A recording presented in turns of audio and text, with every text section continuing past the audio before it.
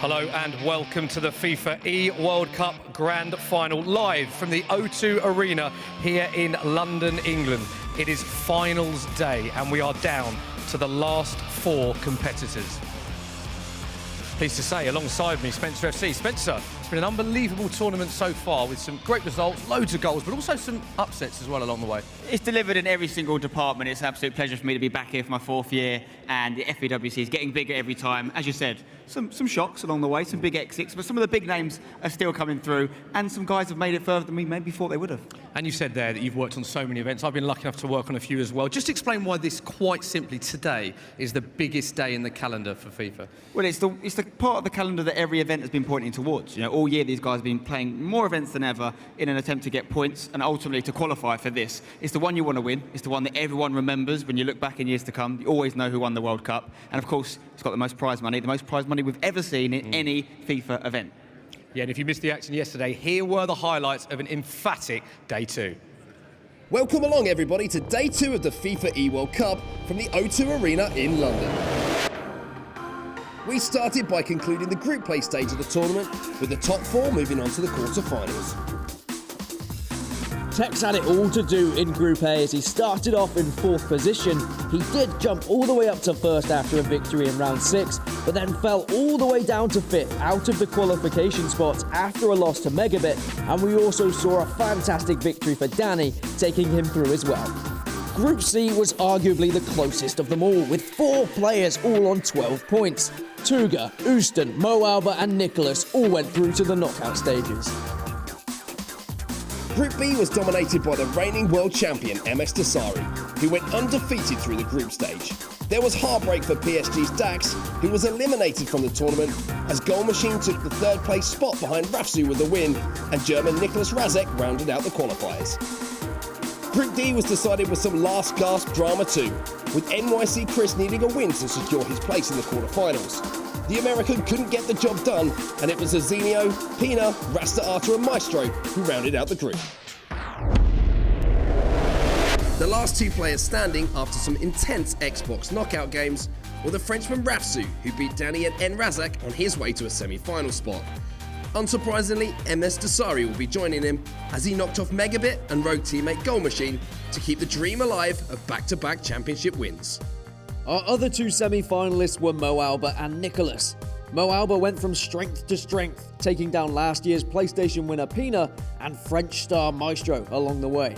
Nicholas, who began the tournament 0-3, has refound his season-long form, knocking out Zazinho and Houston. Tomorrow we'll be back with the console finals and, of course, the crowning of our 2019 champion. So that was the highlights of day 2, and here is how the groups finished. Just a reminder, we started with 32 that were split into 4 groups of 8, and the top 4 advanced to the round of 16. The big shot in Group A, of course, Tex, many people's favourites to go all the way in this tournament, knocked out in the group stages. So that's how the groups finished, and Spencer, this is what it meant for the round of 16 and some great action that we saw yesterday. Yeah, lots of storylines here. The 2 Brits that made it out of Group A, that's Stokes and Tass, were beaten at the first hurdle in the round of 16, so we lost the guys with the home advantage, if you like, seeing as this is an event hosted in London, of course. But on the other side, we had Team Rogue come through with all 3 of their players, not only out the group stage, but also through the round of 16. So unbelievable year for Rogue, and they've still got, obviously, MS Dasari going strong. So that was the Xbox side of things. This was the PlayStation side of things and how it unfolded in the round of 16. Yeah, very interesting tournament from Nicholas, who started with the 3 defeats we've mentioned, came back, won every single game since then. He's going to be going up against Mo Alba, who's had a reverse tournament. He won his first 4 games, then lost his last 3 in the groups, but he's found his form again in the knockouts. He's gone one further than he's ever gone in FEWC before. I think this is his 4th world final, so great game coming up between those 2.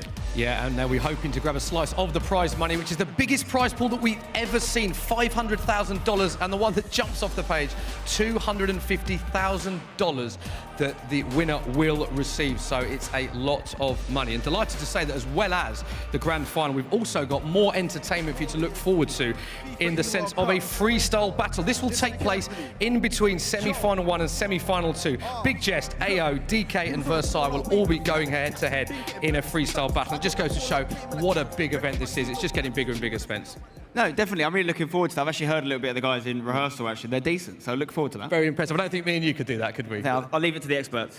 Okay, right, let's, before we start with proceedings, it is time now, of course, to meet our first semi-finalists. Here are our Xbox competitors.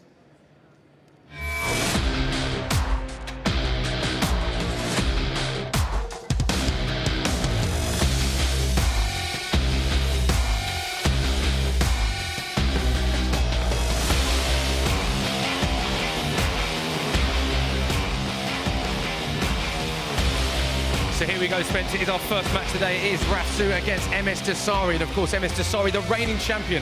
And Rafsu won't want us to mention it, but they did play in the group stage, and it was quite a one-sided affair, wasn't it? It was 6-0 to MS Dasari. And you've got to ask yourself what's going through Rafsu's head going into this game, knowing that he's got to have a completely different game style if he's going to change the result of the group stage matchup. And no one wants to play MS Dasari. It's not just Rafsu. This guy's so dominant. He's second in the world in terms of points this year, but he's the reigning world champ. And he's not shy of reminding people of that fact. He mentioned a few months ago, it doesn't matter what happens before this event. It's whoever wins this event that's going to be remembered. And he wants to be the first ever 2-time in a row world champion. So this is our first semi-final. It is Rafsu against MS Dasari, and we are ready to go. Let's throw to our casters, Dan Gaskin and Mark Hatcher. Thank you very much, gentlemen. It is time for our first game of the day. It is an absolute pleasure and a privilege to be bringing it to you live from the O2 Arena here in London. So much to play for, Dan. It is our first semi-final. It's our last two Xbox players. Tell us a little bit about the two we've got involved. MS Dasari, you already know about him already. The reigning world champion, trying to make it back-to-back world titles. He would be the first ever back-to-back champion as well, but there's still quite a little way for him to go yet. And of course, stood in his way is going to be Vitality's Rafsu. As already mentioned on stage, they did face each other in the group stage. It was a 6-0 victory for MS Dasari. It's not looking too good for Rafsu, but Mark, we have seen this happen previously in tournaments. Yeah, this is very, very true. There's somewhat of a curse around beating someone in the group stages and then having to face them when it gets to those knockout rounds. So many times we see that turned around, and the player who got beaten in those groups turns it around and manages to win that big, all-important knockout game. But for MS Dasari, the opportunity here in London to go back-to-back to become a 2-time world champion is waiting for him to grasp with both hands. Our first game of the day is underway. It's Rafsu against MS Dasari. Something we should really focus on with MS Dasari is just how good he has been defensively. On average, has only conceded 1 goal per leg, which is absolutely outstanding if you think about the sheer caliber of players at this tournament. If he can have that defensive record against Rafsu, he should be fine. But if Rafsu comes out hot, manages to get an early lead, who knows what might happen. And just a reminder here, if you're watching for the first time, FIFA Ultimate Team is the game mode that we are playing on. If the two legs do not decide a winner between these two players, we will go to extra time. And of course, the dreaded penalty spot. Free kick here though for Rafsu early on, playing in that France kit. So representing France himself, his home nation. We have seen some opportunities be created. Pogba whips that one in, Van Dijk deals with it well. Speaking of nations as well, if MS Dasari were to be the winner of the World Cup, it would make Saudi Arabia actually the winningest country ever in eWorld Cup times. Well, here's Ruud Gullit then, look for that little accelerated fake shot to maybe try and burst past that player. He was trying to defend the top of the penalty area. You can see on the left-hand side there as well, Rafsu's route to this particular game. He's had some tough opposition, as you would expect. He has indeed, but look at those results in the round of 16 and in the quarter-final.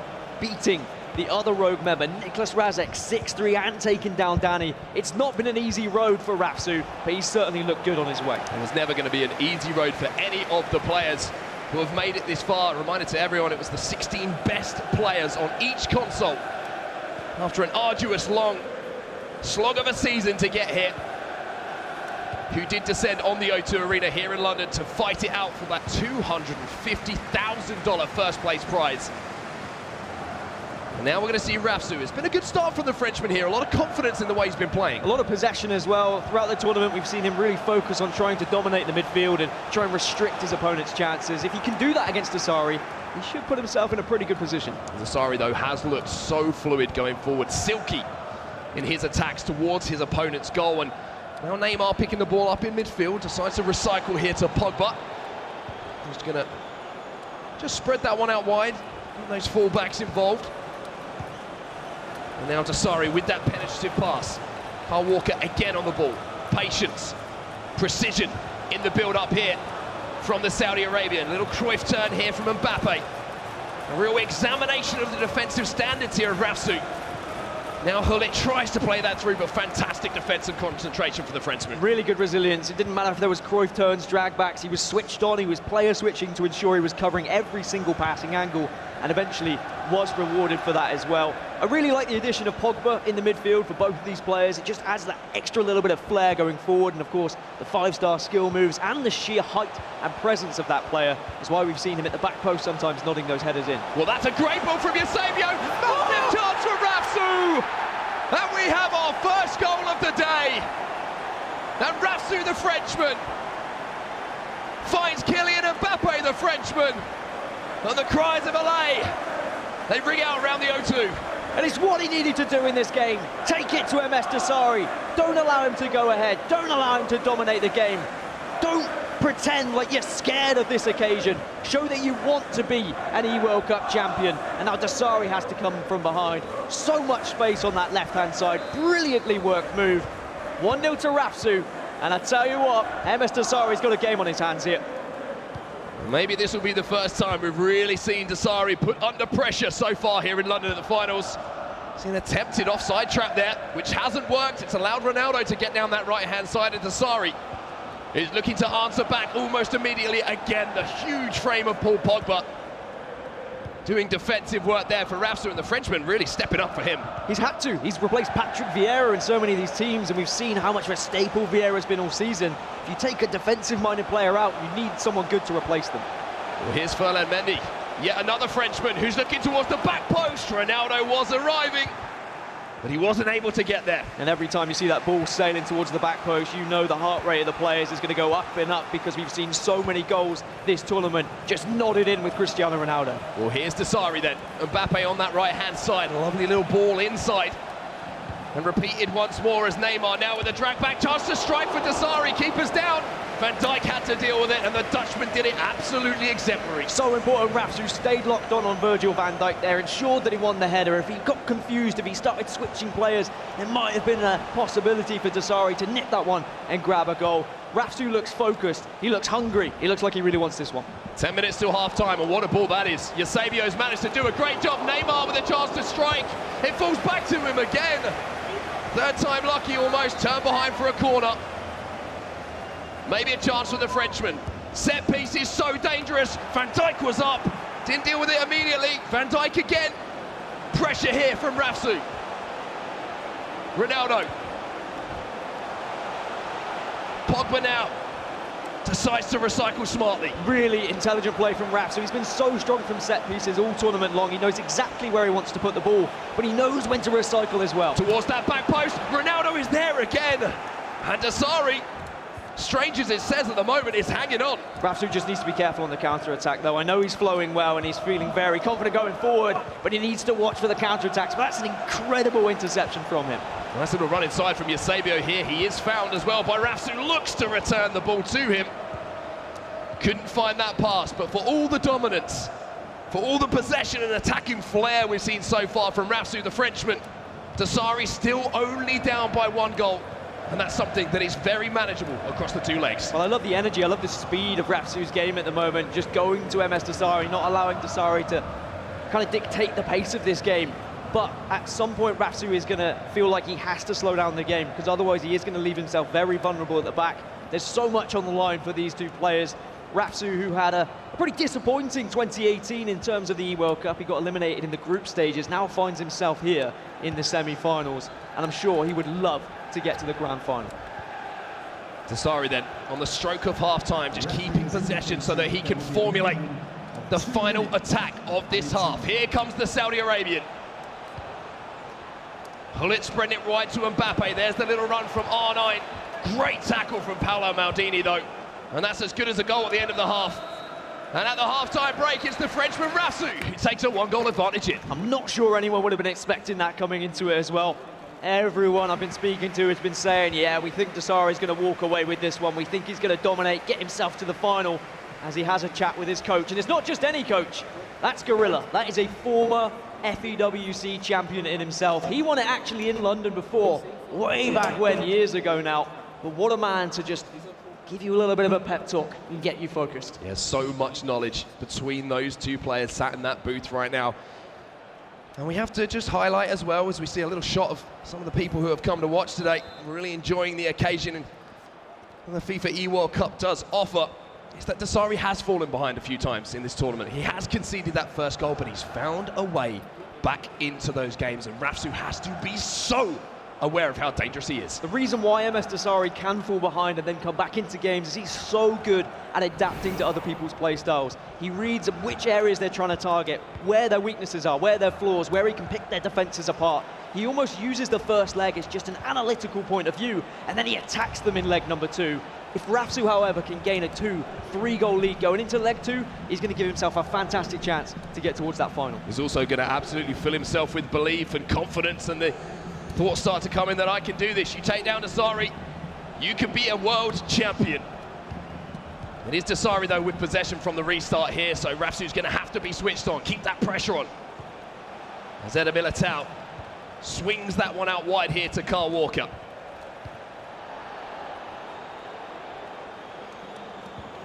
Well, it's turning back here, waiting for CR7 maybe to rejoin the space. There's a shot from Ronaldo, another block, but back to CR7. Ferland Mendy with a vital touch to turn that over, but it will be a corner here to Dasari. High towards the back post, Ronaldo back across goal, and Dasar just about deals with the first wave. Yeah, you just about deal with it, but that's a great interception. You really need to make sure you're utilising those strikers that do come back. Cristiano Ronaldo actually does make quite a good defender with the statistics that are available on that foot item. So if they are back defending, make sure you play a switch, make sure you take advantage of that. And it's worth mentioning, Mark, this is a $75,000 game. They've already secured $25K at this point, but the winner will guarantee themselves $100,000 by getting to that final. Absolutely insane money on the line here for these two players. Here comes Rafsu once more, though. Neymar electing to go from one 5-star skiller to another, finding Paul Pogba. Here is the Frenchman again. Carl Walker invited to attack that space. And now we're seeing a slow, deliberate attack here from Rafsu. Valuing possession of that football with the 1-goal advantage that he has managed to eke out. Here's Walker. Eusebio, Hullet strikes it! It was always rising. And we're going to see a pause here, maybe some tactical adjustments coming in from MS Dasari. Probably substitutions around the 60th minute mark, get some fresh legs on the pitch, and you can see both point of views there, both tactic screens.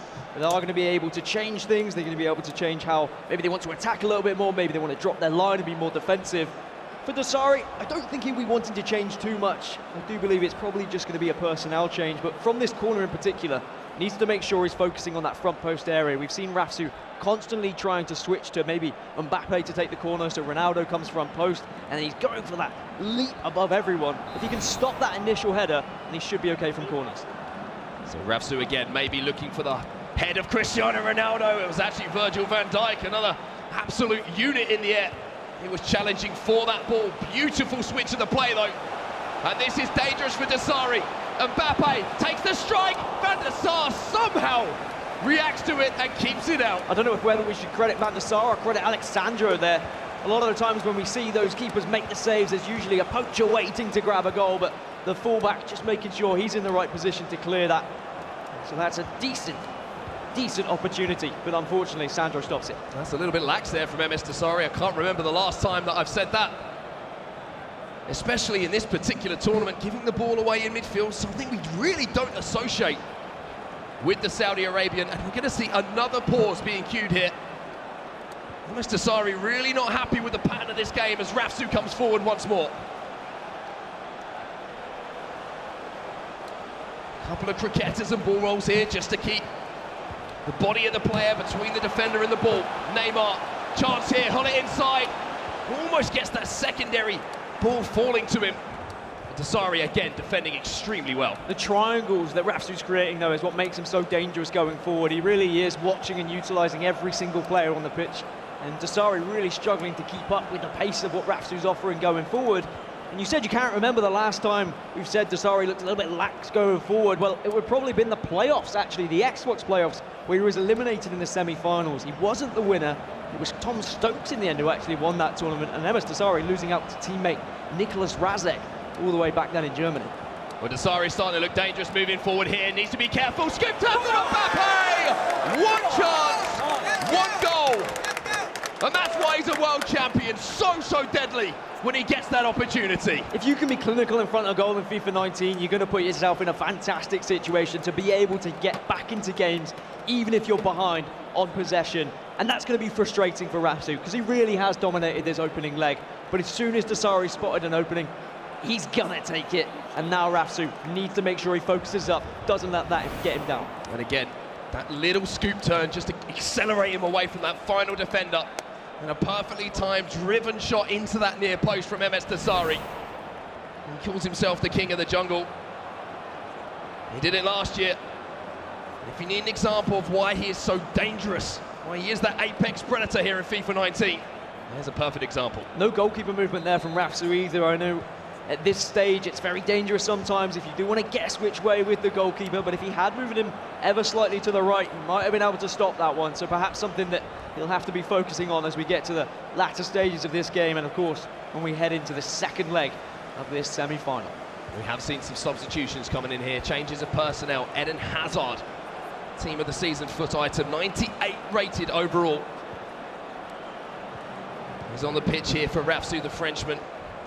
It's a Kai Havertz we see have such impact as well, but maybe it's the man who's in everyone's team from the start of the year, Cristiano Ronaldo, who's going to look to turn creator here. Great little reverse ball, Pogba, back inside!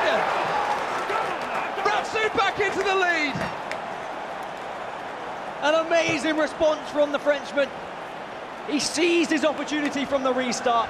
He used those triangles again. Dasari forced him out left. He wanted Ronaldo on the ball, so he wasn't available at the back post. But he says, okay, if you're going to squeeze me out, I'm going to use Ronaldo's pace. I'm going to get into those areas. I'm going to play it into the middle. And what a finish as well.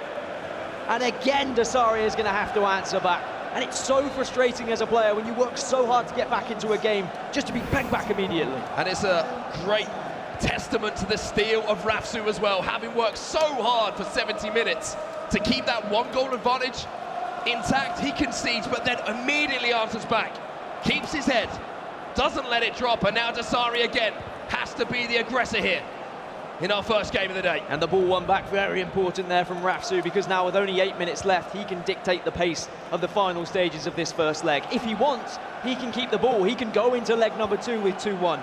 Yes, it has its dangers. Poor mistake done. It has its risks. He's pitched the ball off of him here, MS Dasari. Cristiano Ronaldo, Paolo Maldini. That's why you're there. And he's let off this time, but that's a lesson that he needs to learn. He needs to be more careful with the ball here. But trying to challenge there above Alexandro, doesn't win the ball back. Still time on the clock here for MS Dasari.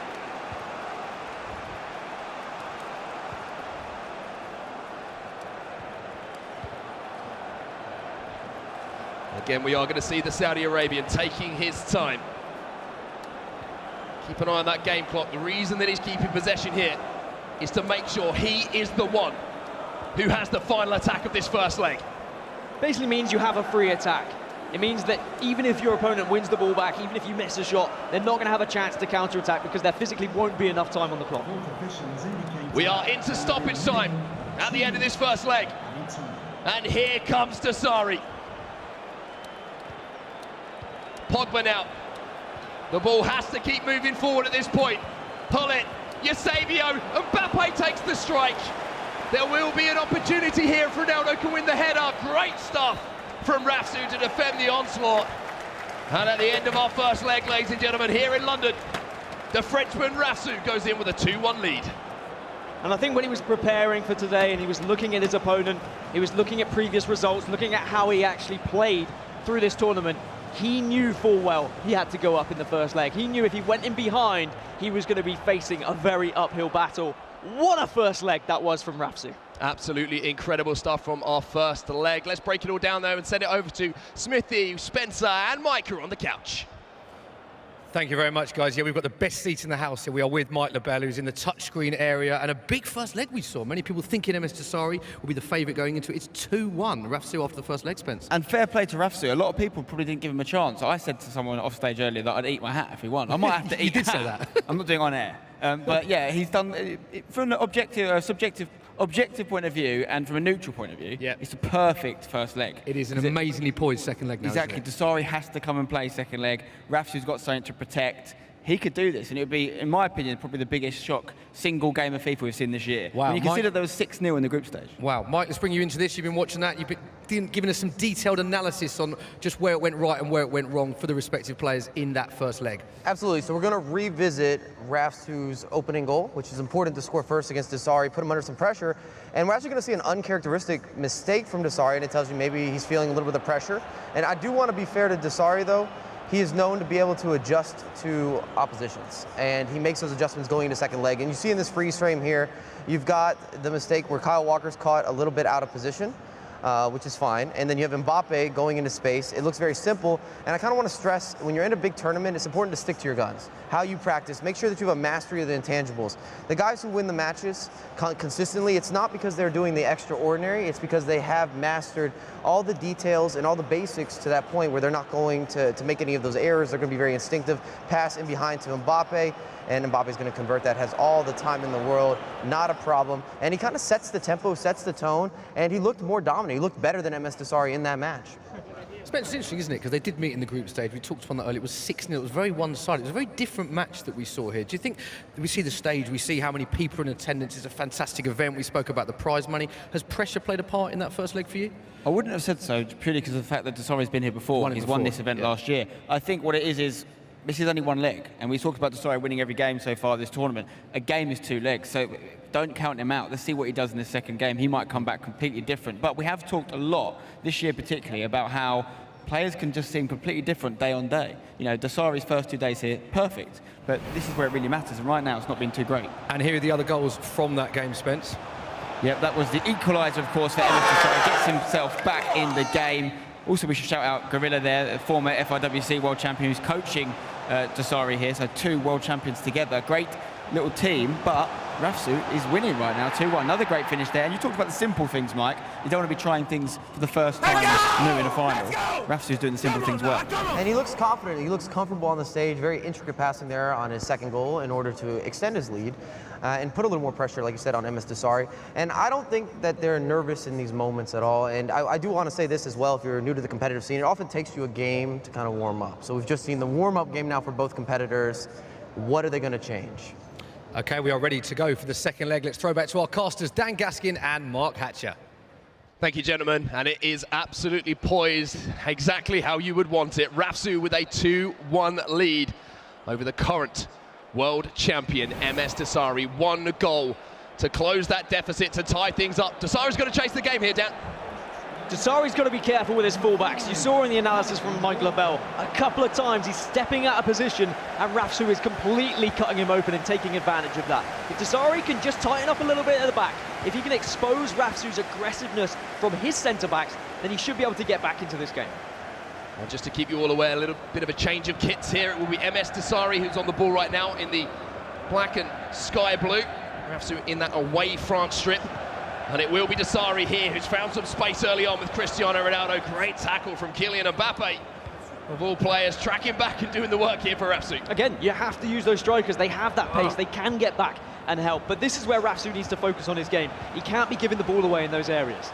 This is where the quick passing play of Dasari is so devastating. There's the shot from distance, and it rocks the crossbar, but it does not cross the line. Wasn't quite timed to perfection. It was a decent shot. It could have been better. And just that extra split second on the timing, maybe it could have been that goal that he was searching for to get back into this game. And maybe there's going to be a chance here. Oh, slightly heavy touch there from Eusebio. Just allowed Ruud Gullit to nip in.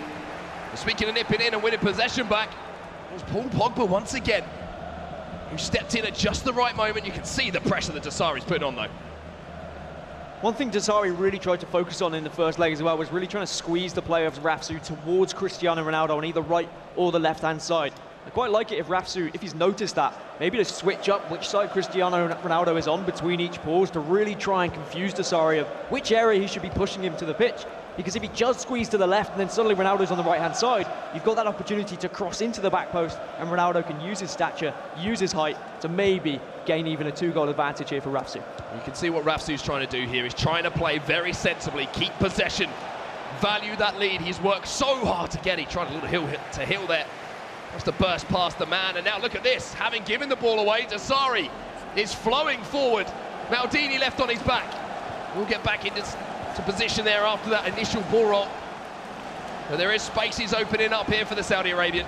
And I'm sure that Rafsu's in two minds at the moment. Part of him will want to really control the pace of the game and dominate this possession in the centre of midfield, but the way he plays FIFA is he likes to attack. He likes to be relentless. He doesn't like to give his opponent even time to breathe. So really, he needs to have a really firm conversation with his coach in between those pauses to try and realise where he stands in the game and what he needs to actually achieve a victory here.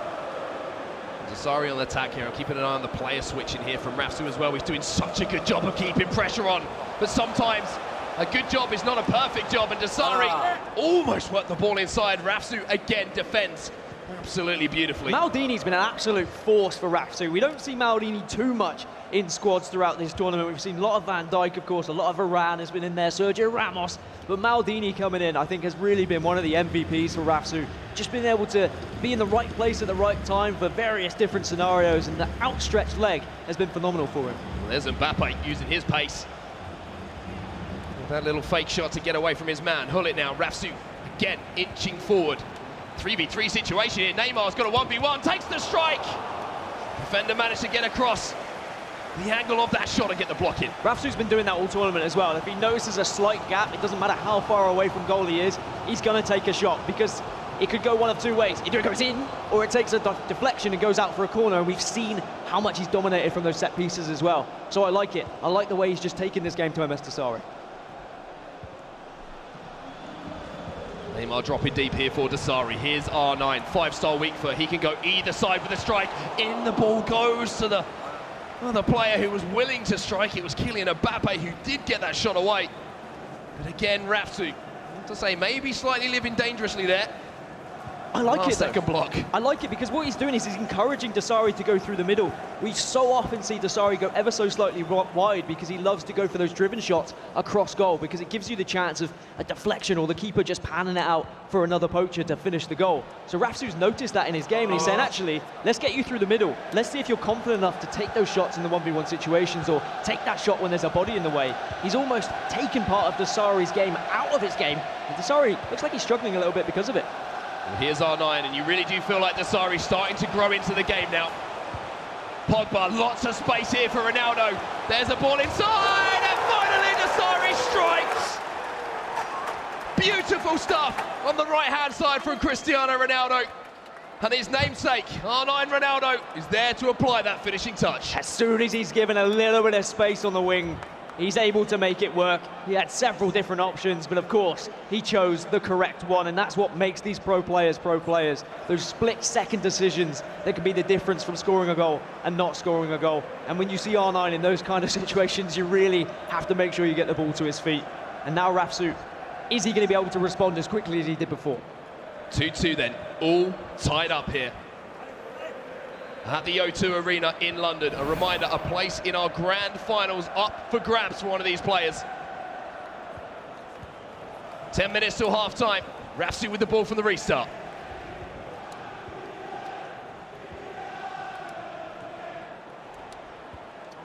Dasari again defends well. And all of a sudden, the pace of this game just seems to have switched, and the momentum of this game seems to all be in the hands of Dasari. Pogba just about gets away with that, a little bit of a risk, taking that extra touch back into his own 18-yard box. And Rafsu still trying to counter-attack quickly, still trying to catch Dasari off guard. Hope there's going to be a couple of players out of position after his initial attack. But he has done well in knowing when he needs to turn around and give up on an attack, but he's not giving up on this one. Well, here's Kyle Walker bursting around the outside there, the fullback, and he's going to have to be careful on the counter-attack here. Switch of the play from Dasari. He fires a long ball out to the head of Cristiano Ronaldo, and 99 times out of 100, he will win that aerial battle. And if you are just joining us, or if you're wondering, well, what about the other semi-final? Mo Alba versus Nicholas. So the other two players still left in the competition. Nicholas, the #1 PlayStation player from the entire season, after a disappointing start, has managed to find his way all the way into that console final. The referee has indicated But he's going up against the only remaining German in the tournament of Mo Alba. Mbappe managed to get a touch on that, but couldn't get the interception away. Maldini wrestling there. with Neymar, managed to do a good enough job to keep possession. And maybe Rafsu will have a chance to go forward, or maybe not. The half-time whistle does go. And with 45 minutes left in our semi-final, the last game these two Xbox competitors could potentially be involved with, there is absolutely nothing to split the two. I think as a neutral, everyone was hoping we're going to have a game like this. A lot of people were worried it was going to be a blowout. It was going to be Dasari showing that dominance. I mean, the previous 2 times these guys have faced, it's been a 6-goal difference in both of those games. 8-2 in the E-Champions League groups, 6-0 in the E-World Cup groups. For Rafsu to analyze that gameplay, to come back from defeats, heavy defeats like that, to put on such a show here on the biggest stage, in the biggest game of his career, has been amazing. 45 minutes left in game to decide a winner. All tied up 2-2 on aggregate. Dasari has bossed the first half, you have to say, in this second leg. But as we saw in the first leg, it only takes one chance at this level, Dan, to separate 2 players. The advantage Rafsu had in the first leg is he had plenty of chances, but Dasari has managed to restrict those. He's noticed the areas Rafsu's trying to play that ball into. He's noticed the areas he needs to squeeze Rafsu out of. And Rafsu has struggled, but here he comes on the left-hand side with Mbappe again. Turns back into trouble there. Cristiano Ronaldo getting a piece of it. It will be a throw-in. And we'll keep possession. Only momentarily, though, because Carl Walker steps in and says, that's Dasari's ball. When you get into a situation like this, when it is 45 minutes to decide your season, to be the biggest game of your career, who do you have your money on? Is it the player who's been here before, who is a world champion? Here comes Dasari. Great tackle again from Maldini. And look at the players forward here for Dasari. Has to be extremely careful on this counter-attack, and Rafsu is going to turn this defending into a quick attack. Hullet outside now to Eusebio. Turns back inside. Here's Pogba. Into Neymar. Almost tried to work that angle. Similar to the second goal that we saw from Rafsu, but unfortunately just couldn't evade that defender in the middle of the box. The triangles, again, it was a lot more successful in the first leg, but because MS Dasari has spotted that, he's now marking it accordingly. His player switching to make sure if he sees one of those 1-2 passes being made, he covers that run, he tracks back, he uses RB to bring the second man in as well.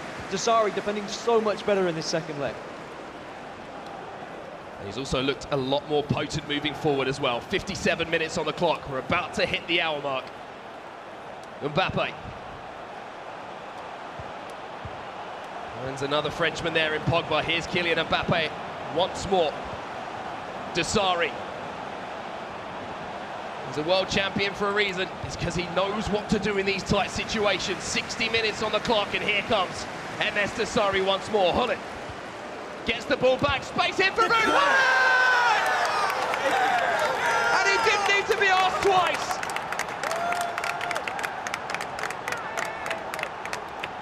The Hullet bullet in full effect there for MS Dasari. So much space. And even under the pressure, even in the situation of a semi-final, he times it green, slams it home, and gains the advantage. I was gonna say, if it's a draw after 90 minutes in this second leg, we go to extra time, we go to penalties, but Dasari does not want that. Dasari wants to get the job done. He's undefeated so far in this tournament. He could have an undefeated entire eWorld Cup, and it would be his back-to-back eWorld Cup championship as well. What does Rafsu have to offer now? He is finally behind in this tie. And of course, MS Dasari, if he manages to go back-to-back, that would be history being made in FIFA esports. Once again, redefining the landscape. But for Rafsu, what have you got left in the locker?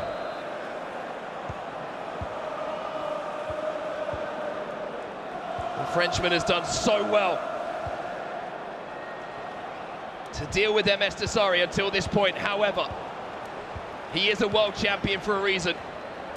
And this has been an example why. Just in those big moments, Dan, he just never cowers. And Rafsu will get chances.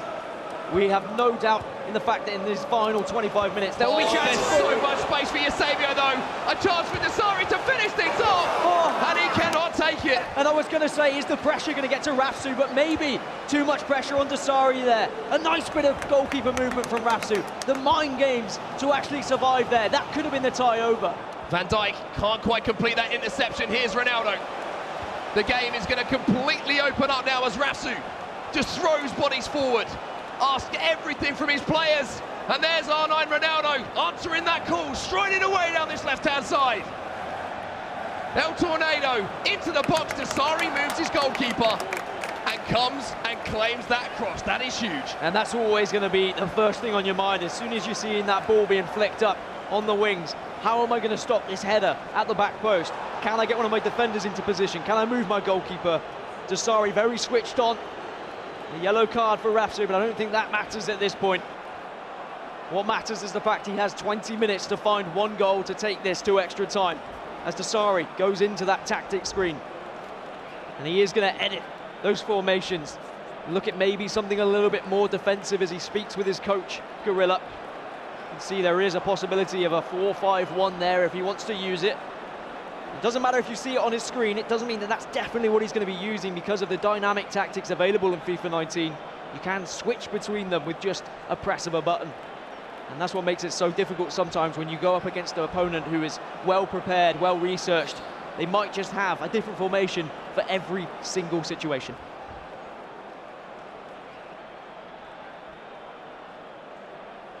We always say there will be one more chance.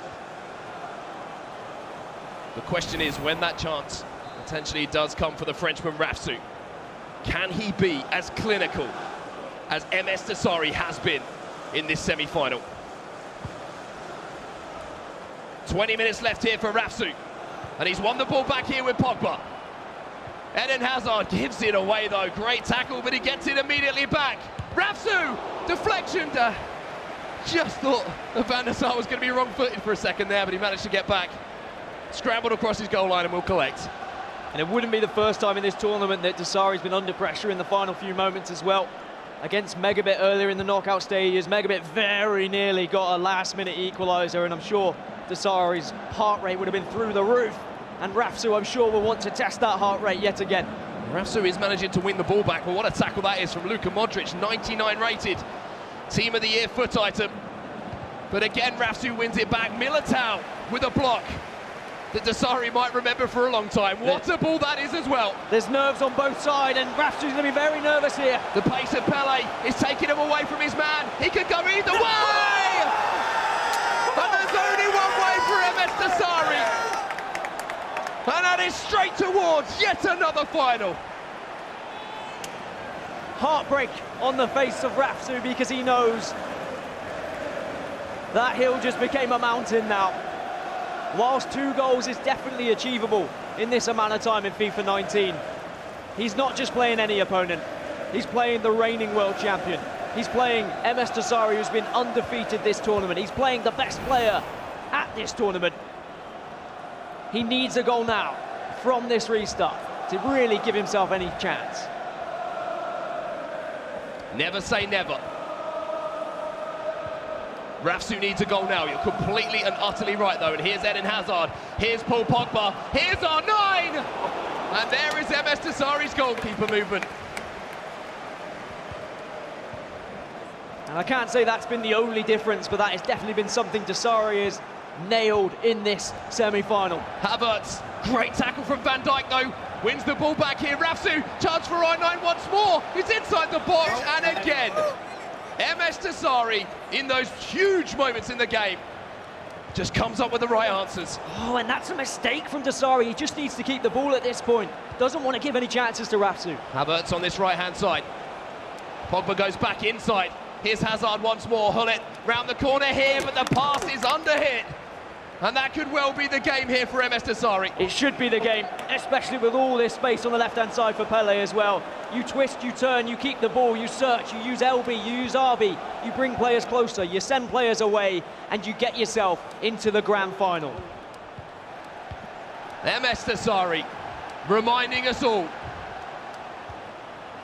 that he is a world champion. Rafsu wins the ball back. Eden Hazard.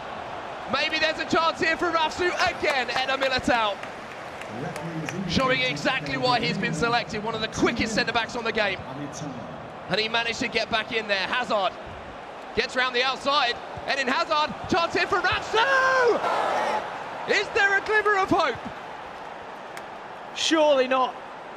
Surely there isn't enough time. Only merely 30 seconds left All Dasari has to do is play the ball back to the goalkeeper, and that should be done and dusted. But I've seen stranger things happen, and I'm sure Rafsu will be thinking, all right, what's the best way I can implement my formation to dive into his, try and win that ball back, try and get that one last chance. I think Dasari knows there shouldn't be time, but there's always that creeping decision in your head of, well, what happens if it goes wrong? And he's getting very, very sound advice there from the former world champion Gorilla, who is coaching him. I'm not going to say exactly what it was, but it's a smart idea. With just 30 seconds left on the clock. Just needs to keep hold of the ball. Rafsu, he's going to be looking up to the heavens and hoping, beyond hope, that he can just somehow nip that ball back and come at Dasari with one more attack. The shake of the head would suggest Rafsu knows he doesn't really have enough time. I'm sure he believes there's maybe a tiny, tiny amount of hope left.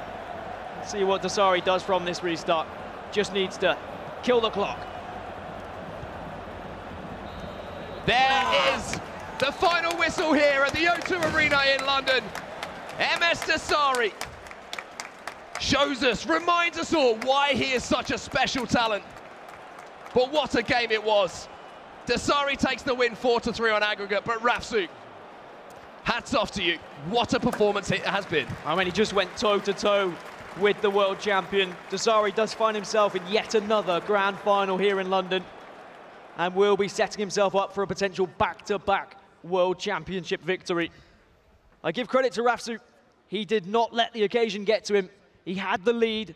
He didn't exactly throw it away. I just think it was a masterclass from Dasari. He really analysed Rafsu's gameplay. He noticed where he was letting him through. He noticed where his weaknesses were. And then he was able to change everything into leg number 2. And then he pounced on Rafsu's weaknesses instead. Dasari really is the king of the jungle. Absolutely incredible stuff from MS Dasari. And how clinical was he when he got those chances? I mean, every single time he seemed to have the opportunity to strike on goal. You know, this is the first game of the day for him. Such a huge game, of course, but everything was green. Everything was hitting the back of the net. And he was moving his goalkeeper. He wasn't scared to do so. And I think that's what sometimes separates games like this. When you get someone who's been in the situation before, they don't feel the pressure versus someone who is, it literally was his biggest game ever for Rafsu. I'm sure that he was nervous. He probably felt the pressure. And when he had the lead going into leg number 2, he's going to be thinking, what should I be doing? Should I be holding on to the ball? Should I be attacking him? It was unfortunate he didn't get the victory, but hats off to MS Dasari. It was a great performance. Absolutely incredible stuff from MS Dasari. A great win from the Saudi Arabian. Emma's down on the floor with him right now. Let's see what he's got to say. Yeah, thanks, guys. I am with him right now. You are the reigning world champion for a reason, but you didn't have it all your own way. Were you at all worried at any point of that? No, it was a 2-1 game, so I know that I just need to score one goal. I started not really good in the first half, but in the second half of the first leg I played better, so it gave me a lot of confidence. And you've got a former world champion in your corner as well, in the form of Gorilla. What did he say to you at half-time when you were that one goal down? Whoever knows Gorilla, he knows that he told me the elastical skill move to score my second goal. So that was all on him. Oh, that's a nice shout-out to Gorilla. And a word on Rafsu as well, because an incredible first leg from him. I saw you go over and hug him there. What did you say to him? I know it was not going to be an easy game. Rafsu is a top player, and you can see the game it was one. I finished the game by 1 goal lead, so it's never easy. Rafsu is a good player. He's still the Xbox Vice World Champion, so he should be happy for his season, and I wish him all the success. And you've got absolutely incredible support here in London. Your fans screaming for you throughout. Can you make history and become the first ever back-to-back world champion? I hope. I'm now first ever back-to-back Xbox champion, but now my aim is for the trophy. I want to give them the trophy as a gift. I know that I have what it takes. It's a lot of pressure, but I'm going to do it. MS Dasari, thank you and good luck. Thank you. Amazing stuff from MS Dasari. Absolutely incredible words from the Saudi Arabian. When we get back from this quick break, though, we've got some live music. We've got the results of our battle rap. We've got loads to come. We'll be back in just a few moments. Let's go!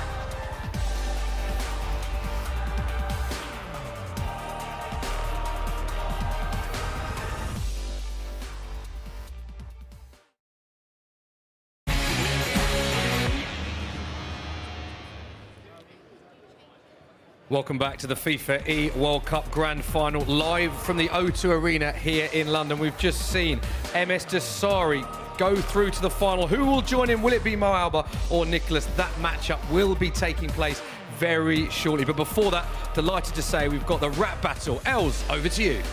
Thank you, Adam. Next up, we have the very first FIFA head-to-head battle, hosted by FIFA and Mixtape Madness. Throughout July, FIFA and Mixtape Madness have been on the hunt for the UK's very best freestylers, and they have picked 4 of them to perform in the semi-final on this stage for you guys. But there can only be 2 finalists, and our expert judging panel will be picking the finalists shortly after. The winner will be proclaimed the freestyle champion for 2019, and also will get to feature in their very own Mixtape Madness Next Up video. So, without further ado, please put your hands together and welcome our 4 semi-finalists, Big Jest, AO, DK, and Versailles. Yo, Big Jest, FIFA E-World Cup. Listen carefully. Yo,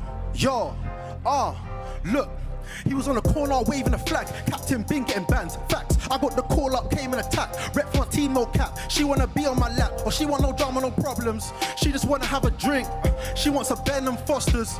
She's a keeper, let me check if she's got the heart. Grabbing the gear, she going fast. When I had a manual, I never knew her. She wanna pick forwards for a yard. I'm getting green, now it's a given. She wanna see man, but I leave her. Cause if I was always in the studio getting my booth on, could I keep her? So I run it up. Running to the cash. R1 and finesse it, then R2 when I dash. Babyface, but I'm grown up. Now I manage like Solskjaer. In my pad a controller. Yo, Big Jess, yeah, ball is true. I'm balling too. I can never be like these non-balling youths. They can never be like me. We call this FIFA Street. Yeah, ball is true. My G's are balling too. I can never be like these non-balling youths. They can never be like me. We call this FIFA Street. Opposition said they're coming for me with a team of strikers and they're running mad. Me, I'm gonna have them running back. That you would think the team was full of running backs. Never playing for the other side. I hold positions for my team and for my guys. If you're betting, let me help decide. All I ever do is win. I'm never taking L's. I really wonder how they can match this. How I do what I do like it's magic. I still got tricks up my sleeve. 3 shots, can't you see that I'm putting off a hat trick? Best believe you need practice before you clash with me. I'm a mad MC. They don't really wanna meet head to head or go toe to toe. Man, I wish them luck when I battle. I really mean it when I say break a leg when I try to slide tackle. Better watch out, I'm right at you. All red cards when I clash you. Your best bars are my casual. Your best bars are. I let down, you're getting upset now. Did you really go believe that you're one of the best out? I'm one of the best now. You're looking all stressed out, man. I really feel that you should have. Man, are all at attack. These weak teams can't start with us.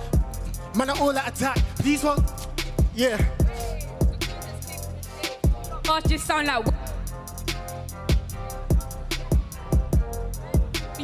You must think I'm afraid. Kill, leave no trace. Kill up, no. You ain't got the tech 'cause we know. All casino. I step on the mic, everything all you hear. Shooting shots in top. No, I can't deal with the wrong thing. Like back in the years, played full squares. No, that's not been forgotten. DK back with a. Alright, DK back with a banger. Too explosive, yeah. You pull. DK back with a. K back with a banger. Dog win, and I still want more like Salah. I don't talk too much, I let my verse sit. I don't talk too much, I let my verse sit. I don't talk too much, I let my verse sit. Who? Verse say, who? So I set pace on the mic and Mbappe. Know that I'm on the ball just like Kante. Know that I'm gonna ball just like Kanye. But I ain't come to play this here plan A. Can't nobody body a rhythm the way I got it. I kill him, it wasn't even the written. But see, I'm just bait till ants come pre me. And my mixtape, man, she want CD. Rip up the beat even when I don't like it. Mosh pit, I be in the center wildin'. Jump on the mic and shell. And that's me just vibing, raw. Finna go out to Madrid like I never been tossed before. On a mic, man, come like Modric. Shoulda bust me with a Ballon d'Or. And I ain't got run with a bagger, man. I still come with a gun as a Bama-Yang. And you're like Heskey. I can fend with the way that I tackle, man. You ain't big, fam, you just jest. Hey, yo, Ashley, here's the request. DK told my man, say less. I spun these 3, now it's time for the rest. Rah.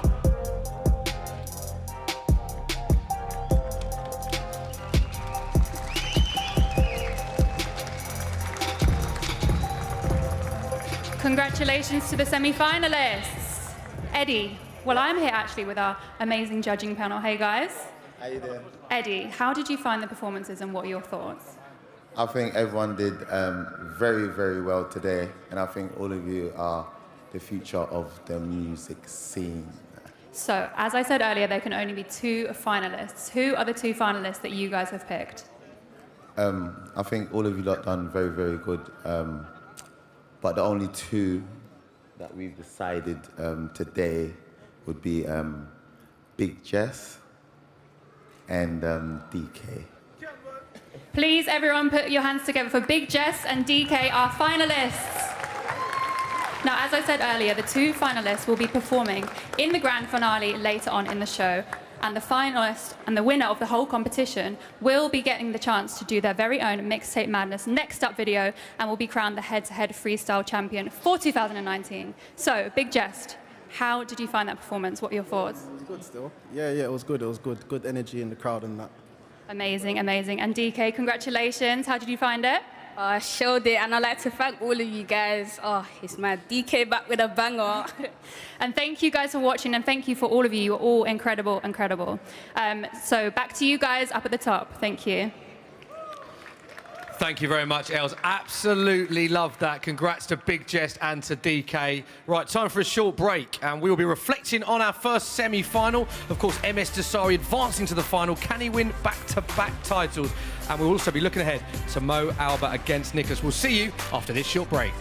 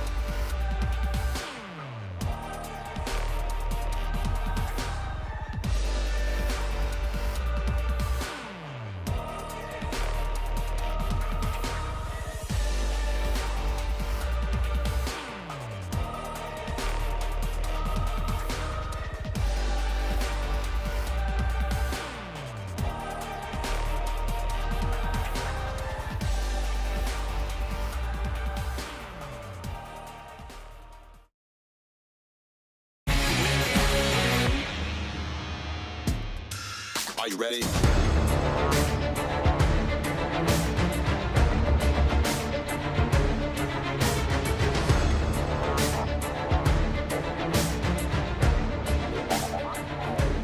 Welcome back to the FIFA eWorld Cup Grand Final, live from the O2 Arena here in London. So we know one of our finalists, MS Dasari, winning 4-3 on aggregate against Rafsu. Will he play Mo Alba or Nicholas? We will find out very soon. That is our next semi-final, Mo Alba against Nicholas. And for more in-depth analysis, let's head over to Mike LaBelle and Emma. Yeah, I finally made it up to the comfy seats. Best seats in the house, these. That's what I'm saying. This is my living room here. Yeah, okay. Anyway, Mike, let's take a look back at the second leg and MS Dasari's goals. Some great goals in that second leg. And we always talk about a champion's pedigree in terms of being able to create this comeback, score these goals, and really change the pace of the match. That's what you're going to see in these examples. And he's been extremely clinical. You see an elastical, he lays it off, finish it on the near post. It's a beautiful goal, and it allows him to be able to get himself back into the game, put a little more pressure on Rafsu. And then in the second goal too, you're looking at a 1-2 with Ruud Gullit. I remember it very well. We're gonna see it on screen, and it's gonna be a long shot that also allowed him to push on. And then we saw Rafsu get more aggressive, chances were created, but it's all about the additional possession play that MS Dasari had, and then being able to just change the rhythm and the pace of the game. We talk about at the competitive level how important that is. If you want to have consistent results, being able to really impact the games. Why do you think that match was so different to the group game where MS Dasari beat him 6-0?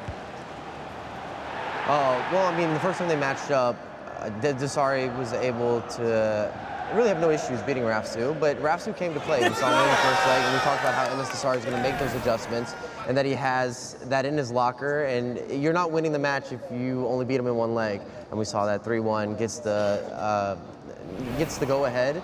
And even towards the end, it's really a consolation goal that Rafsu added on. Beautiful attack here where he utilizes the end line, pulls it back, doesn't know what to do with the goalkeeper. And this is when you had to think, okay, Rafsu might be done. I mean, I guess the question is, can MS Dasari do it, Mike? At this point, you got to say yes. It's the obvious answer. It would be our first back-to-back, at least one step closer now to kind of knocking on the door. He's got incredible support here, hasn't he? Absolutely, but he loves London. It's his second home if you talk to him about it. And I saw his interview with you. He said he's really confident. He's ready to do this for the people. He wants to win for his fans. And he actually looked quite nervous. I've never seen that from him before. His teeth were chattering when I was speaking to him. Wow, I didn't even see that on camera. But he looked calm, cool, collected, clinical, all the C words that are superlatives to describe what he was doing on the virtual pitch. Right, let's get back to the action. Semi-final 2 getting underway very shortly. Thanks, Emma. Thanks, Mike. Right, we are ready to go with our next semi-final. Let's meet our PlayStation competitors, Mo Alba and Nicholas.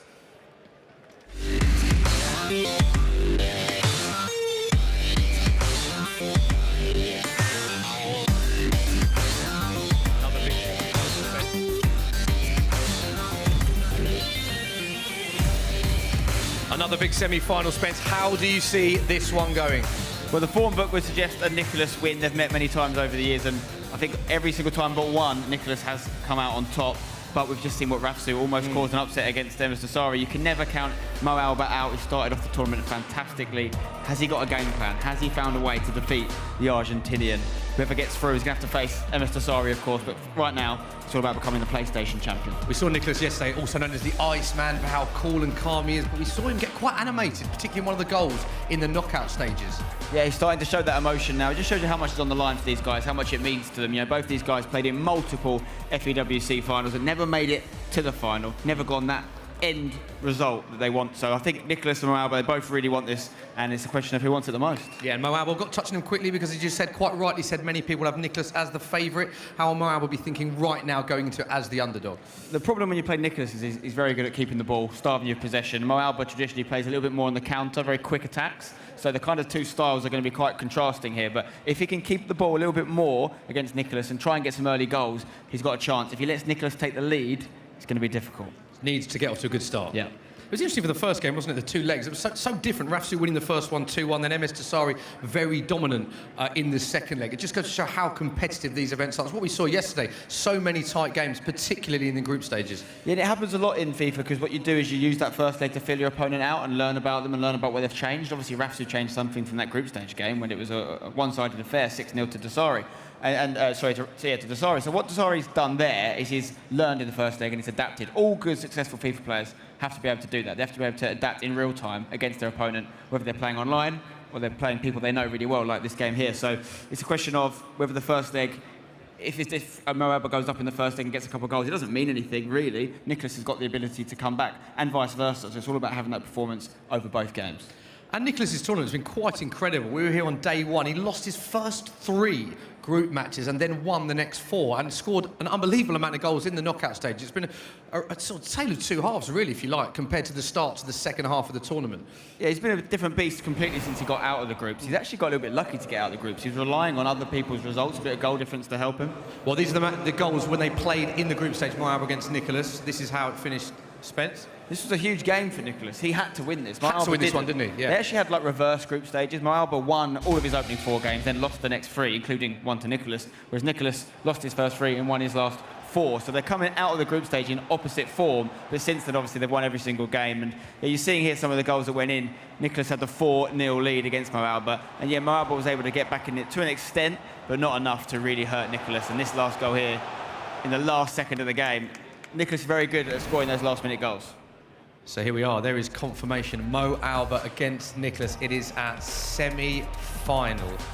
One of our competitors have actually gone to wash their hands because one of the controllers was sticky. So just goes to show so much preparation that goes into this, Spence, but we are almost ready to go for our second semi-final. So Mo Alba will be back in the building very shortly. And it's very similar in the sense that for our first semi-final, Rafsu and MS Tasari, that was a very one-sided group game as well, but we didn't see that in the knockout game. And what we just saw there as well, Nicholas coming out on top in the group game, but you're expecting a tighter match in the knockout stage for this one? No, not necessarily. It depends, really. I mean, I can't read too much into the earlier games. It doesn't necessarily mean that's how this game's going to go. It's all about who's rising to the occasion the most. You know, this is the furthest that Mo Alba's ever got, and he's played in the last 3 FIFA World Cups. So he's going to be feeling the pressure. You know, is he going to just go this far, or can he go even further? Germany never won an FAWC, a world title, which is crazy because Germany is probably one of the strongest regions in terms of the amount of players they produce. Always so many players qualifying, but never gone the distance. So he's not just doing it for himself, he's doing it for his country. And just finally, it's great to see, we're looking at shots now of the O2 Arena and how the atmosphere has been building. It's brilliant, brilliant atmosphere down here. So we're very lucky to be down here and seeing all the atmosphere as it goes. I expect it to be a very, very loud and noisy second semi-final. And speaking of which, we are ready to go for it. So let's hand back to our casters. It's Brandon Smith and Richard Buckley. Thank you very much, gentlemen. And yes, it is time for our second semi-final at the FIFA eWorld Cup Grand Finals. What a first semi-final it was. MS Tasari back in another cross-console Grand Final. Can he go back-to-back? That's the question on everyone's mind right now, but we're over on the PlayStation. Nicholas versus Mo Alba. They've matched up 8 times this season. Nicholas 7-1 in games. That one game that Mo Alba won, when was it? Back in November. The first game of the year when they played against each other. The first tournament of the year, the first major of the year. That's when he beat him, FUT Champions Cup 1 in Bucharest. Since then, he's not been able to beat him across a 2-legged game. Can he save his biggest performance of the season for when it matters most? As we said, both of these two were involved in the last 3 Grand Finals in London. Unfortunately, though, they both didn't make it to day 3 of the competition last year. Nicholas fell in day 2, and you talk about Nicholas, what a story he's had at this tournament. Lost his first 3 opening matches in Group C.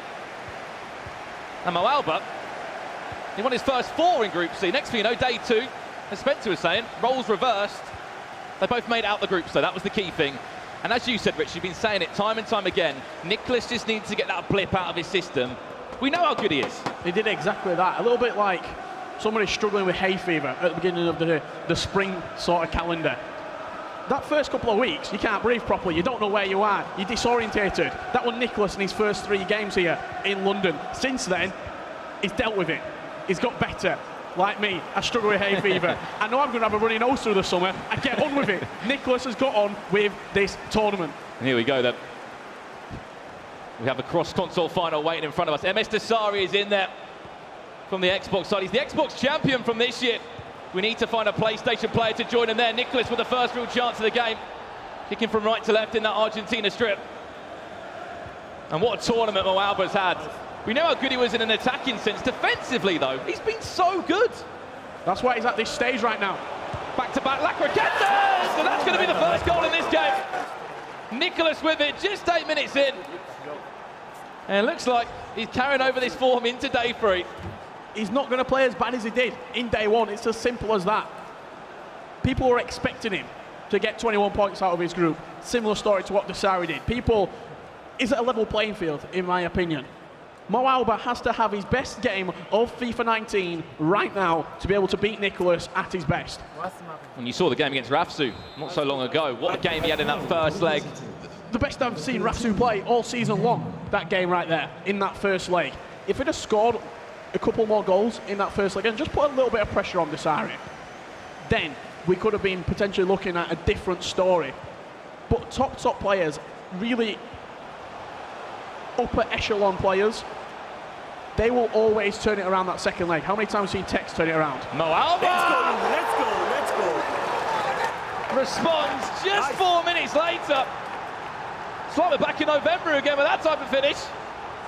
First time finesse shot from Mo Alba, from kickoff. You'll love to see it. I remember that, literally. Bucharest for Champions Cup #1 of the year. Timing things green outside the edge of the box, and they were just flying into the back of the net for him. And the one thing, when I was speaking to Mo Alba before coming into this game, he said, if I've got any chance, I have to be leading in the match. He went 1-0 down early on. That could have really shooken him up. Seems like it hasn't, though. He's responded just 4 minutes later. This game right now is going to be full of goals. The biggest game of competitive FIFA these two have ever played before. Argentina and Germany without an eWorld Cup win ever since the competition formed in 2004. And now you know who you're going to be facing in the final. So you think that it helps knowing what you can anticipate coming into the grand final. You know that Desari's going to be waiting. We'll have a look at some of the results that both of these two had via their grand final run. This is day 3 of the competition. At the end of play today, someone will be the FIFA World Cup world champion of FIFA 19. $250,000 in their back pocket as well. So much at stake. No one ever forgets a world champion. And as soon as Nicholas got out of the groups, he turned it on. 7-2 win against Azini. Mo Alba. Mo Alba! Let's go. Let's go all round in that booth. Stylo. And we're only getting started, and there's the trademark celebration for Mo Alba. I didn't know how we were going to start Mo Alba when he went 1-0 down inside the first 6-7 minutes. But it seems as though something's just clicked with Mo Alba over this 3-day event. He's been one of the most consistent players in the Global Series this year. First event to the last event, we saw him in the Continental Cup semi-finals there. The biggest game that they played this year was back actually in FUT Champions Cup. #2 in December. They met in the console final on PlayStation. It was Nicholas that won that 5-4. Other than that, they've only played in groups and Swiss. I'm sure in Mo Alba's head, he knows the amount of times he's lost to Nicholas in groups and Swiss. But this is different. This isn't a group game. This is a huge matchup. $75,000 this game is worth to be the PlayStation 4 champion. You asked the question, does Nicholas play better under pressure? You've got to think. In them group games, the first 3 group games, it looks very, very average for his own standard. Since then, he's not dropped any points. He's been perfect. He's won 4, the 4 that he needed to send him through the groups. Yes, he got through by the skin of his teeth, but he got through. That's all that matters. Since then, 7-2 against Azinho, 9-1 against Houston. And straight to the box it goes. That was a routine save in the end for Edwin van der Sar, the icon. Goalkeeper in goal. The Dutchman's been one of the stars in the latter stage of the FIFA 19 Global Series. There's a threaded through ball down the left-hand side for Mo Alba to chase. What a first 25 minutes it's been for him. Went 1-0 down just after 8 minutes. He's bounced back and now he's 2-1 up front. You look on the other side of that, on the opposite side, Mo Alba's bracket, 3-1 win against Pina and then 5-1 win against Maestro. The thing that's standing out for me right there, he's only conceded 2 goals in 4 legs of FIFA. On a typical Mo Alba performance, that's a 7-4 and an 8-5. You also mentioned as well, he's the master of groups, he's the master of Swiss, but when it gets to the knockouts, other than the success in the virtual Bundesliga, he's kind of yet to be a PlayStation champion. Semi-finals, a console final, as I mentioned, throughout the year for him. This will all help. Strings to his bow. And this is honestly the biggest game these two would have ever played, the furthest they've ever gone in the FIFA World Cup. Hullet's got room to drive forward now. It will be the Hullet of Mo Alba to intercept, and he's been so good. Here's that bullet. Look at that run. Out to strike for Mo Alba. You talk about the arrow and the bowl that he's been building with the tournaments that he's been racking up, Mo Alba. Got to think, pressure, this stage. He talked multiple times in interviews yesterday. He's never made it to day 3. It looks very, very comfortable for me right now. I think that's got to do with Stylo behind him as well. Yeah, I don't know if you can notice as well, everybody that's here in the O2 Arena or watching at home over the last 3 days, every single time that Mo will win the ball back, you just hear a little nice or a little cheer from Stylo. It's something that's really helped Mo's confidence defensively. See Nicholas's group stage results there. 3 losses to start the day, then 4 back-to-back wins. Possibly the worst start for him. Beating Mo Alba 5 goals to 2. It's going to fall back. Here's a chance for Mo Alba on the rebound, maybe on the volley. Oh, it's in! What a first 45 minutes from the German. As soon as that shot came in, the ball was just in the air, waiting for someone to connect with it. And who else but Cristiano Ronaldo inside the box? Yes, very, very fortunate that the rebound did bounce to him off the goalkeeper. Right place, right time. You've got to have a slice of luck. But what's the one thing I've been saying? He has to lead against Nicholas. He has to put Nicholas in a position where he's never been before, chasing games. You saw how he got in the groups and he was chasing games. He struggled. You look back at key points in this tournament for Nicholas, that 93rd minute winner against Houston in game number 4. If you didn't get that win, you might not even be in the knockouts. It wouldn't. He'd have 10 points and he'd be gone. Marco would have gone through. Nice. There you go, you can hear it. And you've got someone behind you like that, cheering every single move you make. It's got to give you confidence. The best 45 minutes I've seen out of Mo Alba all season long. And he saved it for the best time possible, looking for a 4th now down the byline. Let's get bundled over as Neymar, the referee waves it away and we go into half-time. I feel as though they're really micromanaging this game right now. Mo Alba, Stylo, they've probably looked at Nicholas, watched his games back. Where is he vulnerable? How can we exploit Nicholas's weaknesses? Every player has weaknesses. Some less obvious than others. But Mo Alba right now looking very, very cool under pressure. Can't get too carried away though, can he, Richard? We know So how much time left to competitive play. FIFA can go, especially across the 2-legged format, which this is. If it's drawing after 2 legs, we will go to extra time, and if we need it, penalties, which would be incredible. You can see everybody that's come down to the O2 today for this grand final. Let's point out as well, it's not only a place in the final that they're fighting for. This is a $75,000 game right now. Both of these players guaranteed 25k. The winner guarantees themselves $100,000 just for being in the grand final. And it was one thing that we were talking about before we started commentating today. Nicholas has never played in this environment before. He's never played with a live crowd before in any environment since he's been playing competitive FIFA, because we've never seen him in day 3 of the FIFA World Cup Grand Final. Could that be something to look towards? We actually saw passion as well from Nicholas. We never really hear him shout or scream, or, you know, many competitive players will do the shout, let's go. Yesterday, he was electric. They were getting very, very loud down on that stage in the booth. Still in the first leg if you have just joined us. The final day of the FIFA 19 competitive season. We know that MS Desari is in the grand final. He's waiting for a PlayStation champion to join him in there. Here's Nicholas, the Argentine, and Mbappe back inside to Hullet now on the edge of the box. He's got room to shoot, timed it green, and took a deflection out for a corner. Again, defensively, Mo, there's no space on that edge of the box when he's looking for a cutback. Neymar back to Modric. This is nice from Nicholas. Needs to make the most of it though. People bundling over the ball, but possession changes hands once again, and there's a chance to break forward now for Danny da Costa. Team of the season variant from the Bundesliga. Speaking of team of the seasons, Kai Havertz, what an introduction he's been for so many pros. Just seems like there's no one going forward for Nicholas, and so many white shirts back. And those white shirts, I should say, are Mo Alba's. Yeah, you see Danny da Costa pulled all the way out over to the left-hand side there. That right-hand side where Hullet is. Hullet's trying to cover. It's going to go back to R9. Timed it again. Rafael Varane this time. That were a chance to exploit as well, because De Costa from right back had been pulled all the way over to the left back position, and Hullet had to drop in at right back, so the space was on the edge of the box. But a great interception from Rafa Varane, saving the day. Don't think he's missed a tackle yet, Richard. Everything has been perfect from the German, trying to find Neymar. Hullet will just bully him off the ball. And Nicholas comes forward again. It's been a strong opening 15 minutes for him in this second half. Cristiano Ronaldo now, maybe he's out slightly too wide, ball roll, drag back. Everything's out from the Portuguese man. Needs to play that one more pass. Where's he going? Into Neymar! Found it green! Was that and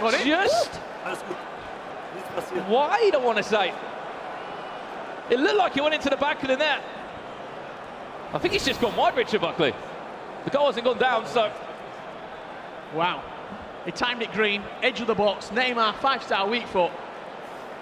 I was just waiting for the net to ripple. Great individual run as well from Cristiano Ronaldo there. That must have been so close to going in. We might see it on the replay. Little reverse elastico. Scoop turn. But you see, if another player, not named Nicholas, right there, that chance goes wide, there's a reaction. Nothing from Nicholas. He lets the small things, the errors, just pass by. Carry on playing the game as you was. It's Ferland Mendy now. Into Kante, just been introduced for some fresh legs for him, and just like that. Let's go, Junge! The O2 Arena are up on their feet. As Mo Alba will score again, a 3-goal cushion. And we're not even in the second leg yet. Mo Alba, he's having the game of his life right now. He went 1-0 down. You wouldn't think that. Now 4-1, Mo leads. Watching back the play from the goal.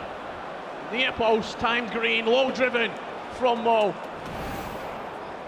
Into the subs now is Nicholas. Mo's ready to play. Nicholas looking towards Lionel Messi and prime icon moment Eusebio to potentially get a couple of goals back before this first leg does conclude. But look at that. Instinctive from Mo. He would have been dreaming of a first leg like this last night. At the moment, it's all going to plan for him. I was speaking to Mo, he said last year and in FIFA 17, I didn't really have much of a problem playing against Nicholas this year. The tables have turned. Nicholas, as we said, won 7 out of the 8 matches they faced up against each other this year. But you have to forget about that. You have to put it to the back of your mind. Look at the pressing from Mo. Defensively, offensively, off the ball. Mo Alba has just simply been better than Nicholas in this game. You just see him tracking the runners there. Danny Da Costa's following Messi. Kante will drop back. Mendy's moving around. And once again, the tackle is there. No room to breathe for Nicholas.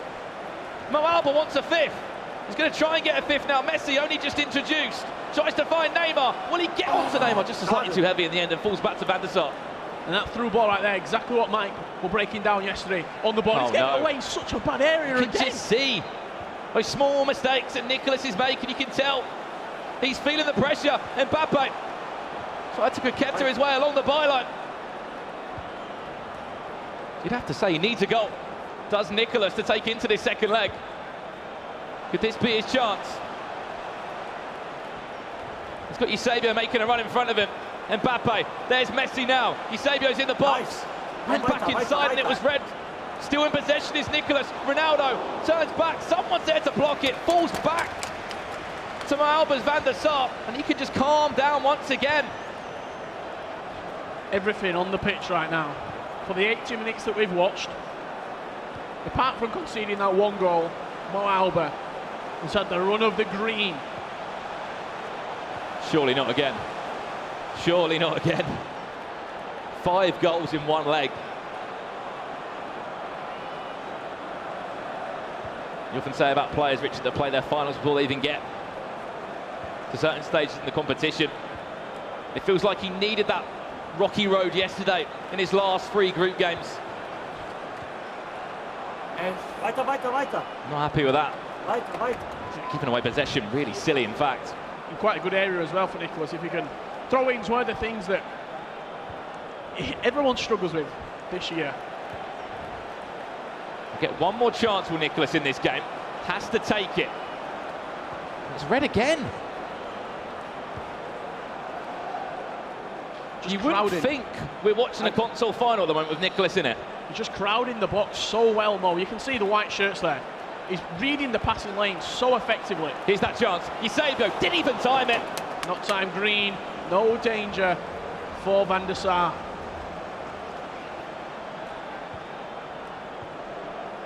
He'll be happy to see this one out. Do not give possession away again. I'm sure Styler will be thinking, if anything, maybe go and get another one. Hullet was making that run off.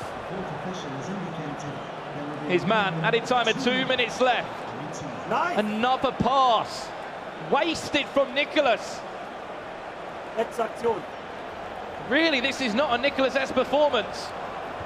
Mo Alba has just played him off the park. And what a first leg. That is 4-1 Mo Alba. He does lead by 3 goals. I'm not sure I've seen Nicholas play as bad in a big game, in a console final, and Mo Alba play as good in day 3 of a tournament. You wouldn't think there's $75,000 up for grabs right now, would you?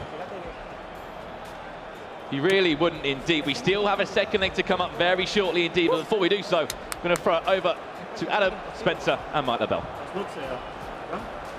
Thank you very much, guys. Wow. What a first leg we've just witnessed, and we're with Spencer and, of course, Mike LaBelle in the analysis area. Mike, what a game. Oh, talk about an offensive triple threat. Mo Alba gave you a little bit of everything, and that's exactly what we're going to look at here. We've got his offensive awareness, and we're talking about how Nicholas didn't play well. How about how good Mo Alba was?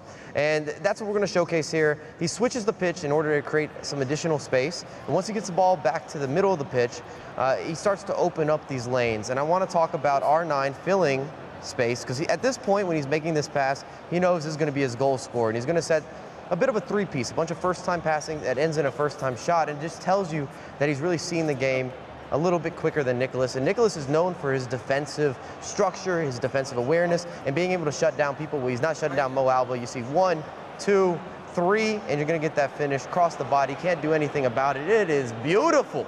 So it is beautiful, but what can Nicholas do to stop that happening again in the second leg? Because not only does Nicholas need to pick up some goals, he needs to stop Mo Alba attacking.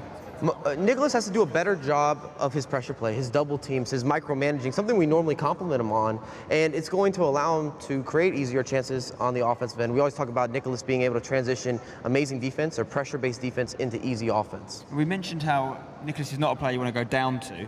Now Mo Alba's stopped that and he's got the lead himself. Is Nicholas the sort of player that comes back from this? I mean, there's lots of players we've seen this year have amazing comebacks. Is Nicholas that kind of guy?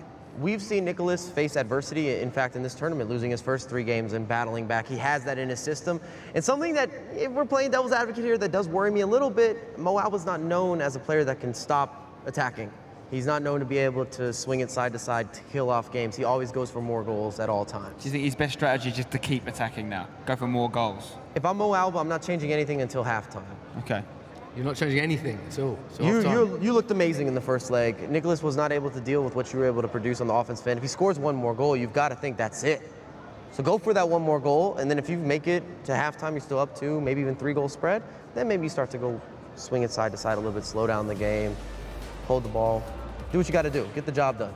Get the job done. Loving that, Mike. Thank you very much. Right, we are ready to go for our second leg. Big second leg for Nicholas against Mo Alba. Let's throw back to our casters, Brandon Smith and Richard Buckley. Thank you very much, gentlemen. And yeah, you heard Mike LaBelle there breaking down the gameplay, and he was just saying as well, it's unusual that we're talking about Nicholas in this way, but the thing we need to really talk about is Mo Alba being so good. He's been unbelievable in that first leg. Mike broke down the individual plays there. I think the big thing for me, for Nicholas, his player switching with the right stick, usually his biggest defensive trait.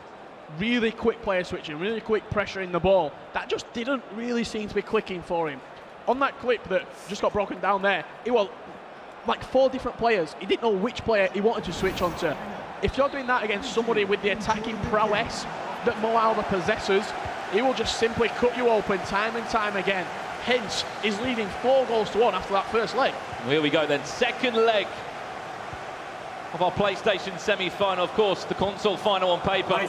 4-1. Moalba leads coming into it. And what a first leg it was. So good defensively, he was able to create chances as well. As we've said, just putting Nicholas in a very uncomfortable position. Nicholas will be kicking from left to right in this game. He needs 3 goals, he needs an early goal as well. Cricketta into the finish, it was time yellow. Positive signs though, this early on. And a wasted corner. Maybe I've just cursed him. Looking for a different variation of the short corner, which I like. Played it short and then went for a driven pass into the front post, but when you do a driven pass, likely to get more error on said pass. See that run that Neymar's making, trying to push that back line. The error's even involved as well, Havertz. See the offside trap played there from Nicholas as well, squeezing his players up. He's gonna have to be careful with that though. It's all right, needing 3 goals. He's got to try and defend as well. Times it, Green! And so close to being a 5th. Looked like that was just nestling in the top corner there from Moalba on that first time finesse shot. Something that he nailed down just 2 months into the game cycle. And that's why he was going 5-0 in Swiss in Foot Champions Cups. Nice. Making it into the knockout stages time and time again. Every single time the ball turns over. Stylo's there. Well done. Nice. Good job. He knows how important it is this first 15, 20, 25 minutes to not let Nicholas score a goal. Nicholas will get rolling when he scores one. He's a player you can never write off. Whatever the match situation.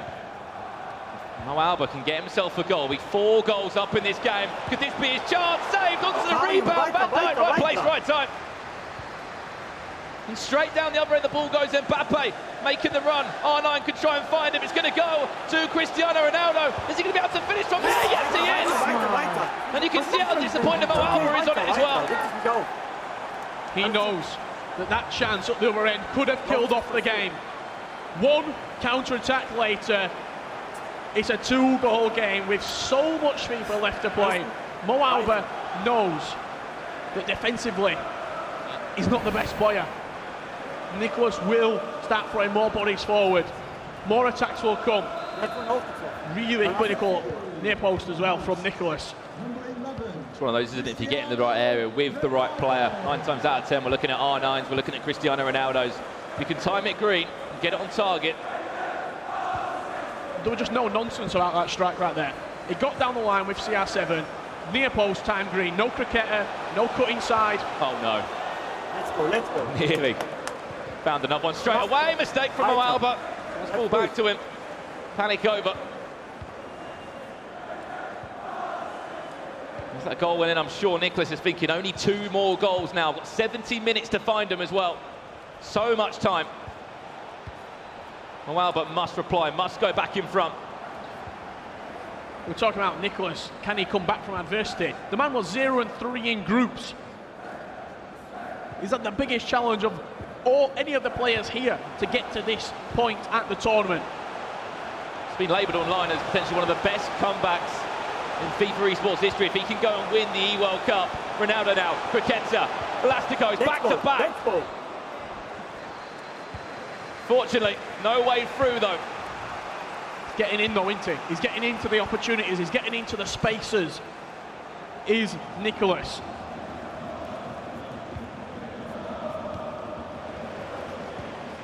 It's all about settling down now for Moalba. As Nicholas will try and build into this game. The goal will silence the Argentine. Could this be that goal? Neymar, 1-on-1! Ja, man! That 3-goal cushion is restored. Start, Junge! He needed that to get that confidence back into this game, to try and just settle those nerves.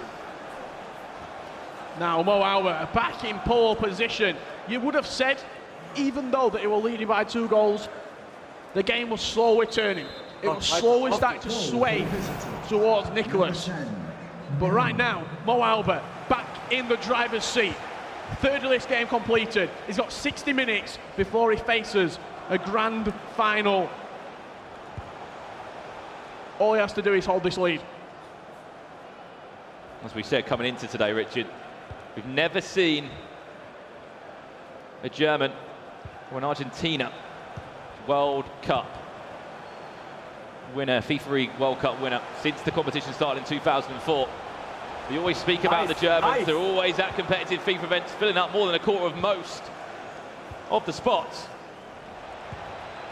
Just yet to follow up with a huge World Championship. Moalba, R9, looking for that finesse. Didn't look timed. It's going to go out for a throw-in for him. Show us how much confidence he's playing with right now, though. He's taking the first-time finesse shots. Even though they might not have the best of success rates since the patch a few months ago, he's still training. He knows that he's pressing right now. He will win the ball back off Nicholas. He's not playing with any fear. Unbelievable from him. He's looking for that finesse, went for the dummy. It's going to fall back to Ronaldo. And he's trickled in as well. Non-stop pressure from Moalba. Into Kai Havertz. Oh, if it wasn't for Rafael Varane, that could have been another goal. Still not dealt with, though. And this is good to see. Happy to play back, then recycle out another way. All the bounces, all the little touches in and around the box. Seems to be falling Moalba's way. That ball went through as well to Neymar. So many half-hearted chances. Must go down the other end, but there always seems to be a white shirt in the way. That might be one of the most un-Nicholas things I've seen. He queued the run with L1, and then he's just tried the Hail Mary, almost, over the top. How do you beat Nicholas? You put him in a position that he's never been in before. Behind, trailing by 3 goals.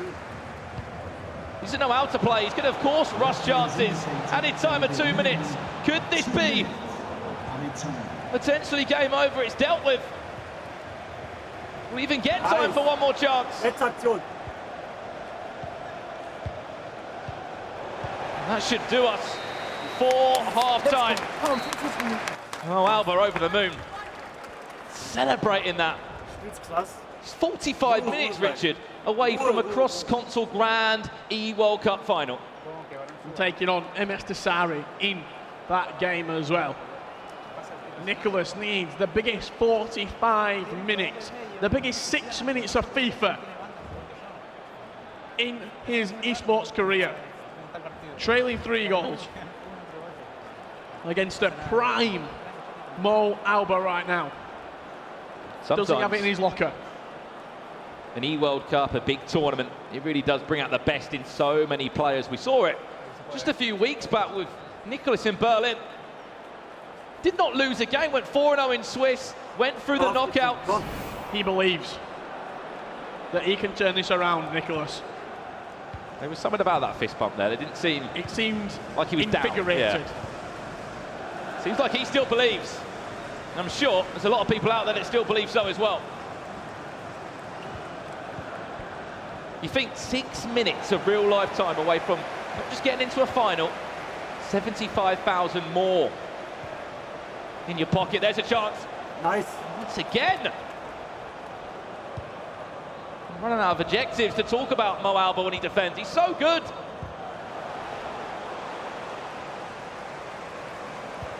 There would have been some changes made at half-time from Nicholas. Attacking changes, no doubt. There's the deep cross, off the post. No one's there on the rebound. Just get rid of it. Keeper goes down to ground, and that's unfortunate. That's really unfortunate. Was just able to deal with it. The keeper tripped out one of the defenders, and in the end it was an open net for Nicholas to get a goal back in this game. An absolute shambles inside the box. For Moalba right there. But Nicholas will take it, no matter how the ball goes into the back of the net.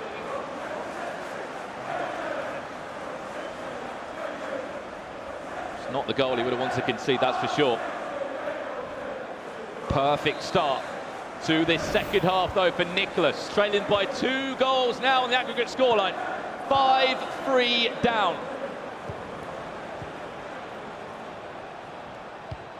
And I doubt you ever see Moalba trying to see out a game. He'll be looking for another goal. Cricetta into Messi, back to goal. Where's that one going to go? Messi went down to ground. Penalty shouts waved away.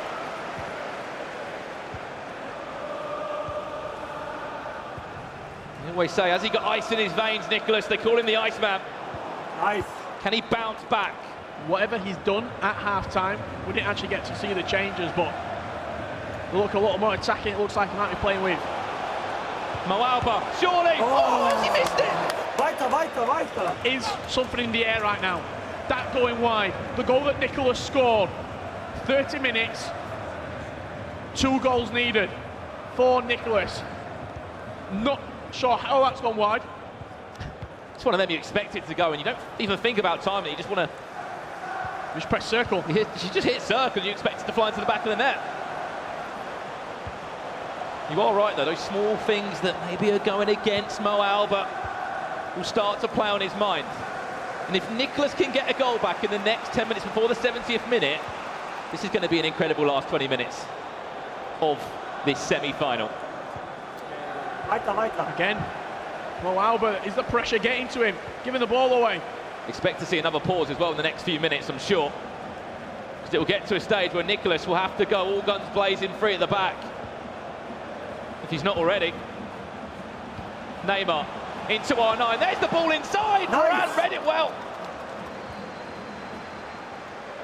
And almost that pass just seemed too good not to try. He could have had the shot with R9.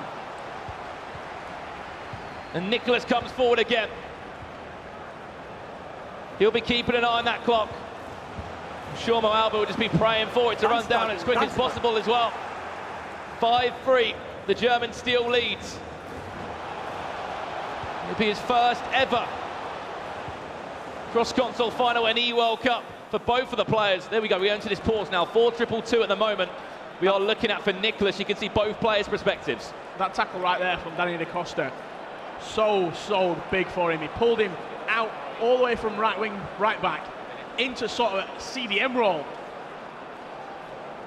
Won the ball back, pushed his team forward with 20 minutes left. Both players in 4-2-2. Right now, going into the final 20 minutes.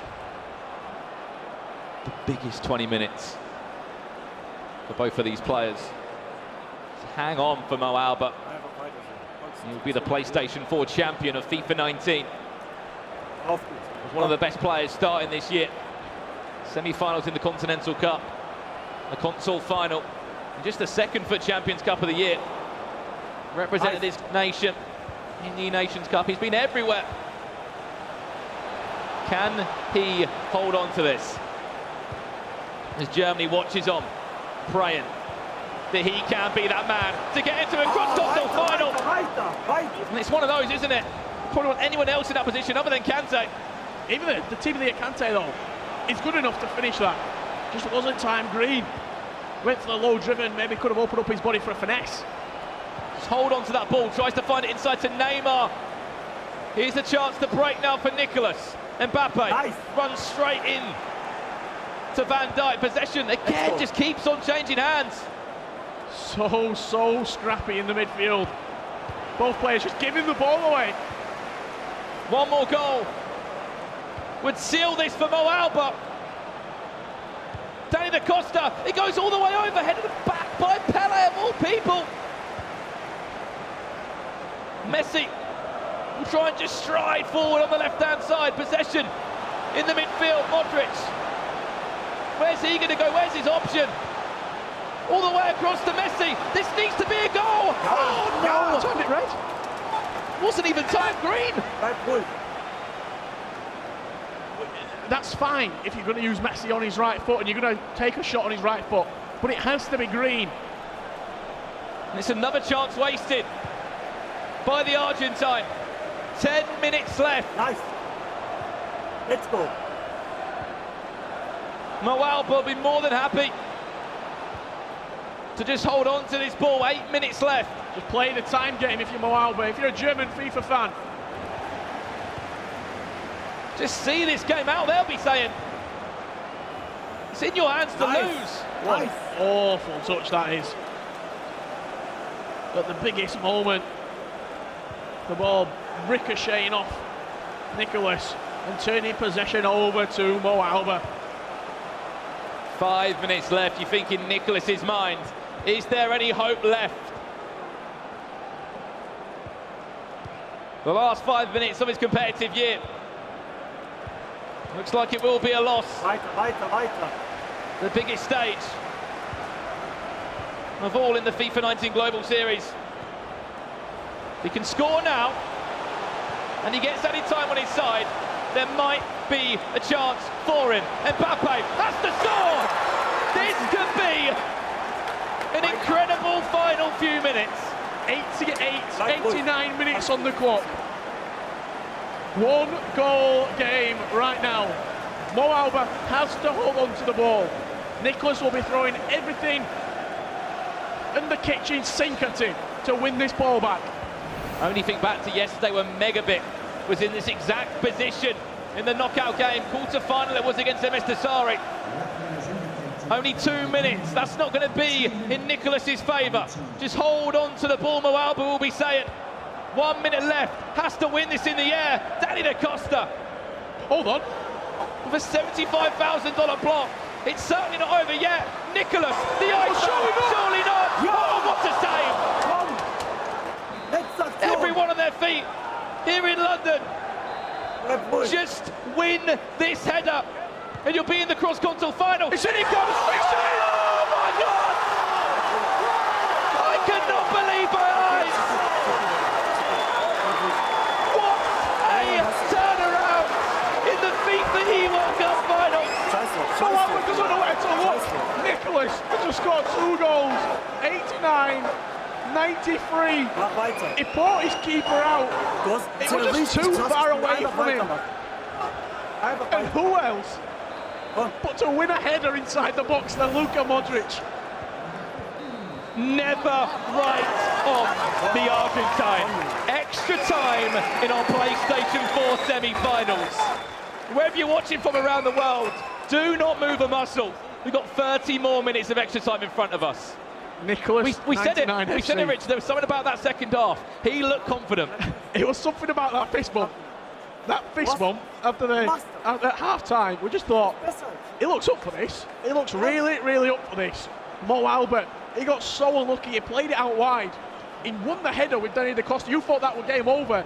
And then Danny Da Costa, Messi fell over each other. The ball ends up going down the line, winning himself a corner.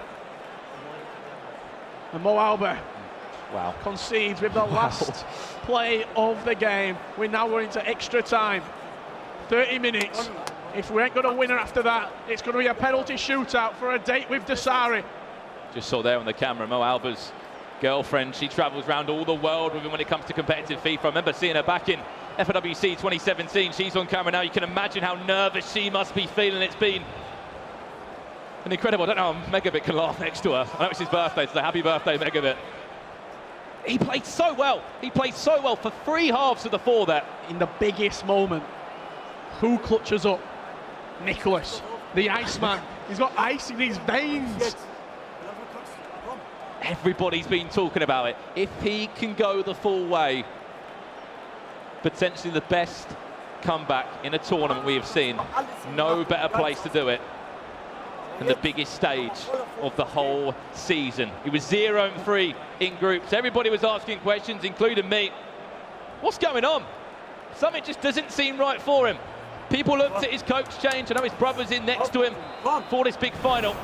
And if anything, that equaliser in the 92nd minute might be what he needs as a confidence booster in this extra time period. Do not go anywhere. We've got 30 more minutes. Anything can happen. Messi trying to just... The question is, how does Mo Alba get back from that? How on earth do you pick yourself back up? After conceding 89, 92. You're probably thinking about the grand final. Nicholas wasn't, though. Nicholas was thinking, I'm going to get everybody forward. I'm going to get one more chance. Could he go and lead in this game as well? Surely not. Hull it straight at the keeper. So he's timing them green, but I'm not sure. Maybe his analog placement where the shot is actually aiming it potentially.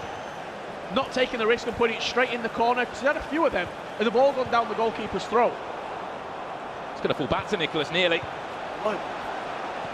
Mo Alba. He's going to feel tested. He's going to feel tired. He would have had to concentrate so hard to try and hold on to this lead. Messi, can he get past Van Dijk? Calls for a penalty. He's given it. Free kick just on the edge. It was a penalty shout for a second. Played short now. Just time it, Green. Get it on target. Unfortunately, timed it wide. It goes wide. Yeah, just screwed wide of that left post there. He's won it. Everything now going Nicholas's way. The little knockdowns, the flicks, the heavy touches. Pele, ball roll into that accelerated fake shot for him. Needs to believe. There's Mo Alba, who was in front by 3 goals on 2 occasions across both of these games. As we know in competitive FIFA, especially on the PlayStation, you never write off Nicholas. Here's his chance now. Must score it. Nothing's getting timed. Come on, Alba right now. And in time at 2 minutes, last chance of this first half and extra time. Surely not going to be a penalty shootout. There has to be drama before that. What a block, Rafa Varane. Big block there from Varane. Corner to come in. Headed away by Danny Da Costa, nearly back into danger. Hoof cleared by Kante. And wow, 15 minutes left, Richard Buckley. What is in store? What more is in store, I should say. I think we've seen everything we could. Will we find a winner in the next 15 minutes, or will it be the dreaded penalty shootout? A $75,000 penalty shootout. Please no. 5 apiece. Nicholas making a couple of slight changes there in his player instructions. Both players still in the 4-2-2. Both players want to win the game right now and not have to rely on a lottery of penalties. Do not take your eyes off this. 15 minutes, 5-5. The PlayStation 4 console final, the semi-final over. MS Desari, I'm sure, is watching the distance. Trying to analyse who he's going to be facing up in this final. Still yet to find a winner.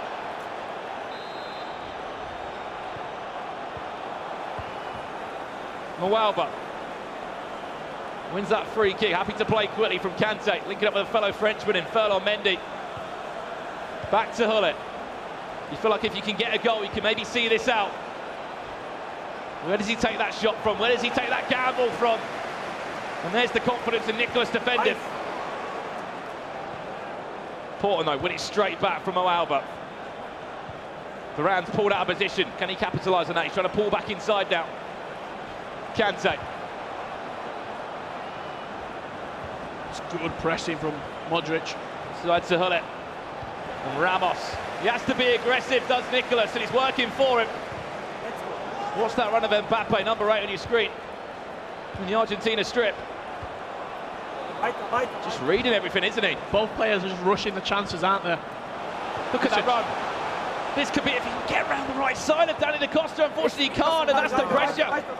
Just mounting on Mo Alba. Nothing else he can do than just clear it for a throw-in. This is the biggest chance of your season. Will win a free kick, and this could be very dangerous indeed. Expect a layoff into a time green shot, or even a direct shot. Messi's over it, so's Ronaldo. Played short, goes to Modric, save! Oh, great goalkeeper movement from Mo to switch over to the left-hand side. Corner to come in now, this is Nicholas, just 2 minutes left. Scored already from one. Danny Da Costa, the hero. Back inside, back into danger. Pele chips it in, has to get in the air. Push though will be a free kick if he wants to play it. Advantage played, and a chance to break away once again for Mo Alba. Last chance he will get in this match. Wasted. We'll go to Nicholas. Look at that run. Is it? Look at Pele. This could be it. He's 1-on-1. What a read from Mo Alba. It's coming back again. It's coming back again. Mbappe. Back to Messi. Down the byline, looking for a penalty. Speaking of penalties, that's where we're going. Oh no. Oh no. A penalty shootout for a cross-console grand final spot. Messi up first for Nicholas. Save! Massive save for Mo Alba right there. He steps up to the spot with Kante and he's saved. Up next is Pele. Both penalties missed. Up he steps, saved again! Is anyone going to score a penalty? Mo Alba steps up, Mbappe over it, save! You can't imagine the pressure these guys are under. $75,000 to ever can win it. Modric, the person who scored the 5th goal! Oh, he can't even score it! He's putting so much power on his penalties. Is Nicholas Messi for Mo Alba, scores 1-0.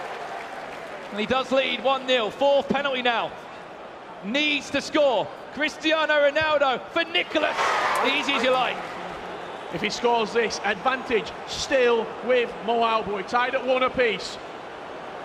Nicholas has taken 4, Mo's taken 3. This is his 4th, and he's got 5th penalty now. If Nicholas scores and Mo Alba misses, the Argentine will progress into the cross-console final. Alexandro goes down the middle, and this could be the big moment. Has to score.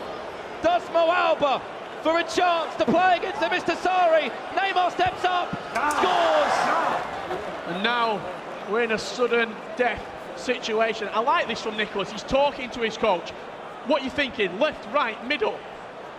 Pick away. Not a lot of power on it. Slots it to the left. Very nice penalty. It's going to be Mo to score to stay in the game. If Nicholas saves, Nicholas goes through. Hullet steps up to the spot and he scores.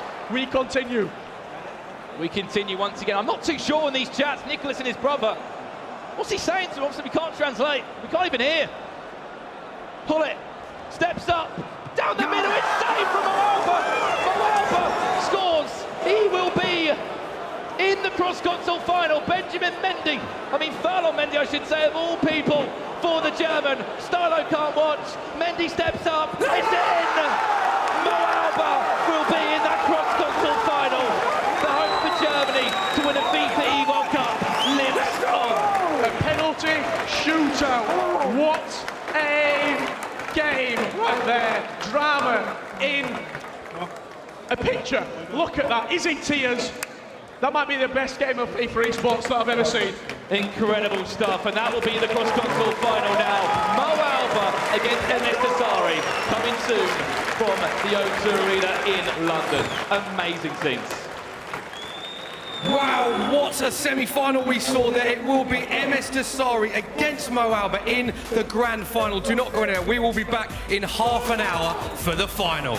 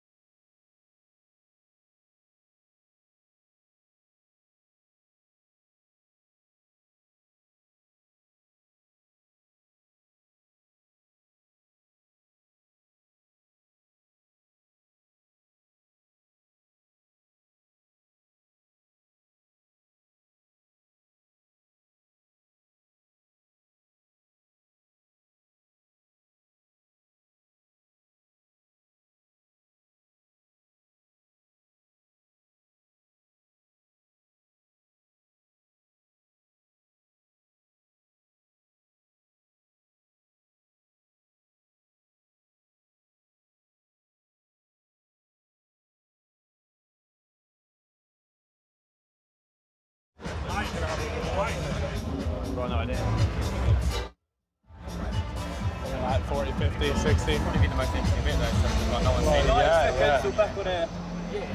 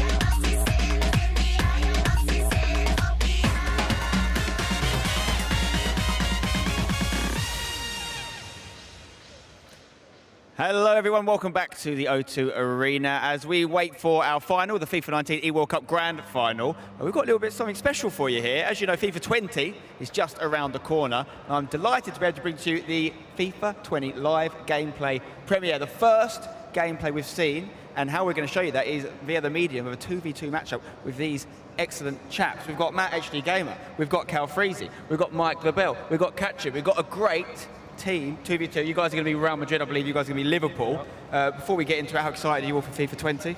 Yeah, no, I'm absolutely buzzing. This should be a lot of fun, and the fact that we have the privilege to play this for everyone is going to be really exciting, and I get to be Liverpool as well, so pretty buzzing. Mike, obviously FIFA 19 season coming to a close in the next sort of hour or so. We're going to crown our world champion, but FIFA 20 just around the corner, can't wait. Especially since we get to use Real Madrid, we got a couple new transfers. Yeah, we have got some big names. Speaking of big names, as you guys know, one of the features of FIFA is the one-to-watch items. Very lucky that we're going to produce or present to you 4 exclusive, brand new one-to-watch items. You can see them on the screen now. These guys are Pepe, the new man at Arsenal. I'm very delighted to say Allaire, which is the official pronunciation by the way, at West Ham has got a one-to-watch item. Joe Linton, the new Newcastle striker, has got a one-to-watch item. And Wan-Bissaka, the new fullback at Manchester United, has also got a one-to-watch item. I also beat him at FIFA a few days ago at the welcome party. Mike, you're a witness. Can you clarify that? I can say that you won. They played twice, actually. We played twice, I won both times. So. But I'm not playing now. You guys are playing now.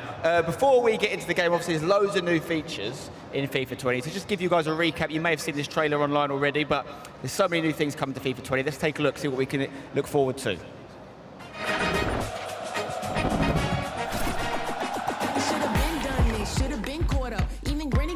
With no antenna, and the cool kids peeped on the internet. Ain't no fight in the hype when it's evident. I mean, feast for your eyes, ain't you mystified? At a minimum, fresher than your Listerine. Oh, you missed it, huh? How you missed the vine? Oh, you missed the mastermind. I'm amazing. The one. Yeah, you looking at the best. There you go, you're looking at number 1. I gotta tell him, gotta tell him, gotta tell him. Yeah, you looking at yo. Coach, you looking, yo, no cap with that. Cause when the bees to the knees like 100 degrees, gets the beat to the DST, you got me. I got the hands on me or the intellect, and when I be on scene, all the eyes connect, so come get some. Smooth as peanut butter, need no other feast on me, man, I've been the best. I got the hands on me or the intellect, and when I be on scene,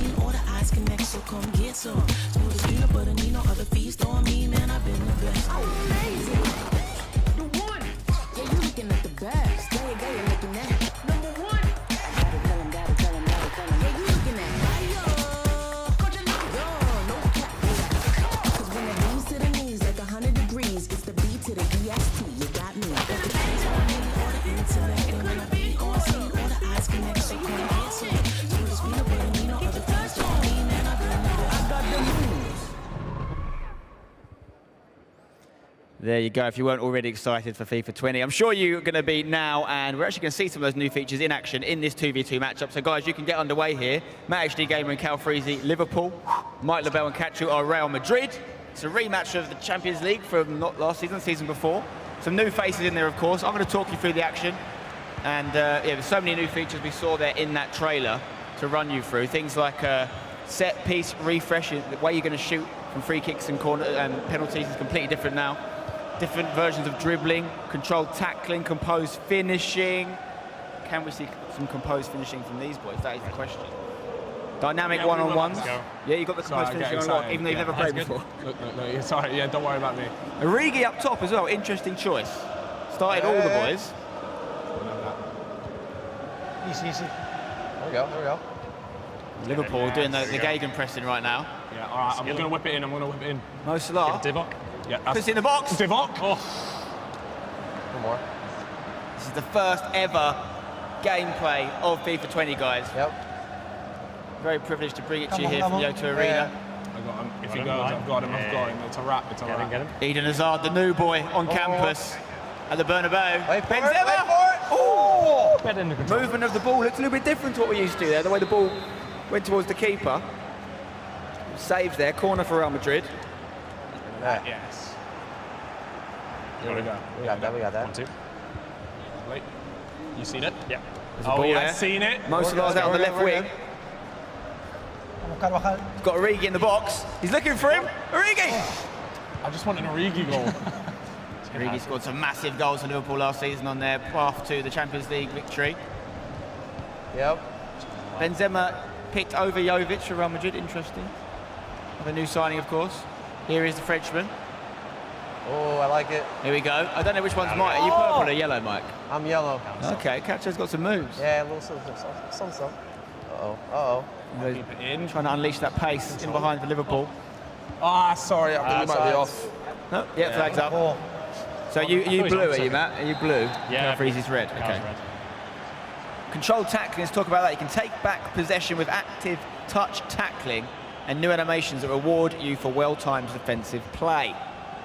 So let's keep a lookout for some well-timed defensive play. Some La Croquetas getting involved there. Nice. Switch of play.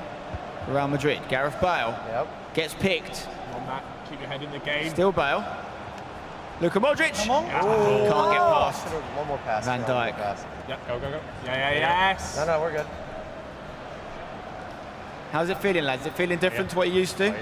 Feels smooth. I like it. I feel like there's a goal coming. Any moment. We'll get there.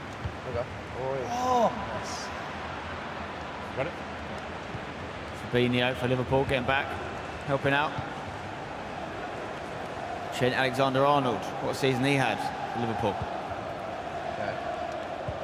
Possession football. There you go. That's not open. Mike, what are your first impressions of FIFA 20? First time playing it? I'm working out some of these skills. I want to implement something special, man. This is you, right? You're purple. Nope, yellow. Oh, no. There you are. Hazard. Wait. Oh, that's ours. Oh, hello. Oh, Bale. There's some of that controlled tackling. Ah. Haven't seen too much composed finishing just yet. I will like that. We going. Yes. Let's go. Now we've got new additions on the ball, we've got new additions off the ball in FIFA 20. Off the ball, authentic game flow, awareness of time and space. And he's a man in space, Origi's headed it! He should have gone for the volley, boys. And you've backed Origi, you've given him the start, and he's not come up trump. Who missed the opportunity? Who was it? Who hit that? Yeah, that was Matt. I'm betting on Matt. Yep. Matt. I played the delicious ball. That was Matt, non-HD gamer. Wonderful. Before the HD. Mane. Good ball. Oh, Liverpool on top here, got to say. With this new authentic game flow, every AI-controlled player will operate in a manner that considers these components such as time, space, position, delivering an environment that creates more time and space, putting greater emphasis on user-controlled play. I'm sure it's something you guys will look forward to using. Oh, mistakes in the back. We good. Who's that? It's half-time. Half-time, 0-0. I think Liverpool on top, boys. That was a warm-up. That was a warm-up. We're good. You're under just a bit working it pressure. out right now. Our teamwork's coming together. We're not going to miss our chances. He's got to deal with Matt finishing before the HD. Liverpool not going with their normal kind of setup of the extra midfielder. You've gone with the extra attacking player. If we could have 11 Origis, we would. Big Origi fan. I think everyone has to be at this point. He's a cult hero now, isn't he? Has to be. Wait. Natural player motion is in FIFA 20. Experience more natural and realistic movement all over the pitch with innovations in player motion and positioning. Yes. Strike! Oh, it's not fouled the back of the net. It's a save from the Brazilian Alisson. They're going to go short on the corner. Yes. You've got to practice those, boys. It's been well read. Is there a shot opportunity for Casemiro? No. Casemiro. Liverpool can counter. Salah, a lot of white shirts around him, keeps the ball. That's ours. Casemiro. Yep. Benzema, Yep. good chance. Gareth! Bale! And that's why they're trying to get rid of him. It's a goal kick now. Origi. Real Madrid have had a couple of good opportunities, I have to say, boys. Coming through. I told you, we got our half in our system. You see 4 shots for Madrid, 2 for Liverpool, 1 on target for each team. Keeper's not really being tested. Let's talk about the ball, shall we? There's new ball physics in FIFA 20. Wow. The final dynamic component to a football match, of course, is the ball. The ball physics system elevates gameplay to a new level of realism, offering new shot trajectories, more realistic tackle interactions, and physics-driven behaviour. In the air, on the ground, in FIFA 20, the ball moves more naturally than ever before. Saw some of that in the trailer, the ball movement, some knuckleball aesthetics. Chance for Liverpool, Wijnaldum, 1-2 with Mane. Can they do it? Gotta be! Oh, he's not found him. And Origi's going to try and whip it in.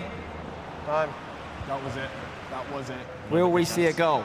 We are going to have to end the game on a draw if it's level, boys, so let's find some goals.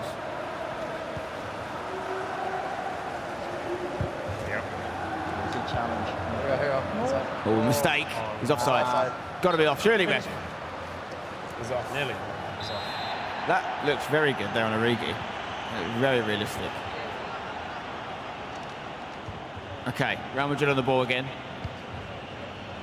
Mike and Cacho are the Real Madrid components. We've got Matt HD Gamer and Cal Freezy for Liverpool here. The club they both support. Easy work. Marcelo. They don't know where to go. They're lost. Been hounded by Salah. Here we go. Casemiro. Chance here. He can find Modric and hits it! That would have been delightful. Boot it, mate. Boot it. Get on Origi's head. Real Madrid are knocking. They're knocking on the Liverpool door. Here we go. Bale. Back to him, 1-2. Well, he's giving Bale a lot of work to him. He's got the pace. Van Dijk. Easy. Strong as an ox. Speaking of oxes, you're going to get the ox on? Oh, that's a good shout. We should probably make a couple subs. No. After I'm... Back from injury. New season. No. Origi. Origi, mate. Done yes. well. Oh, foul against him. Call. 10 minutes left, boys. Hold on. Oh, we're going to get some refreshments on.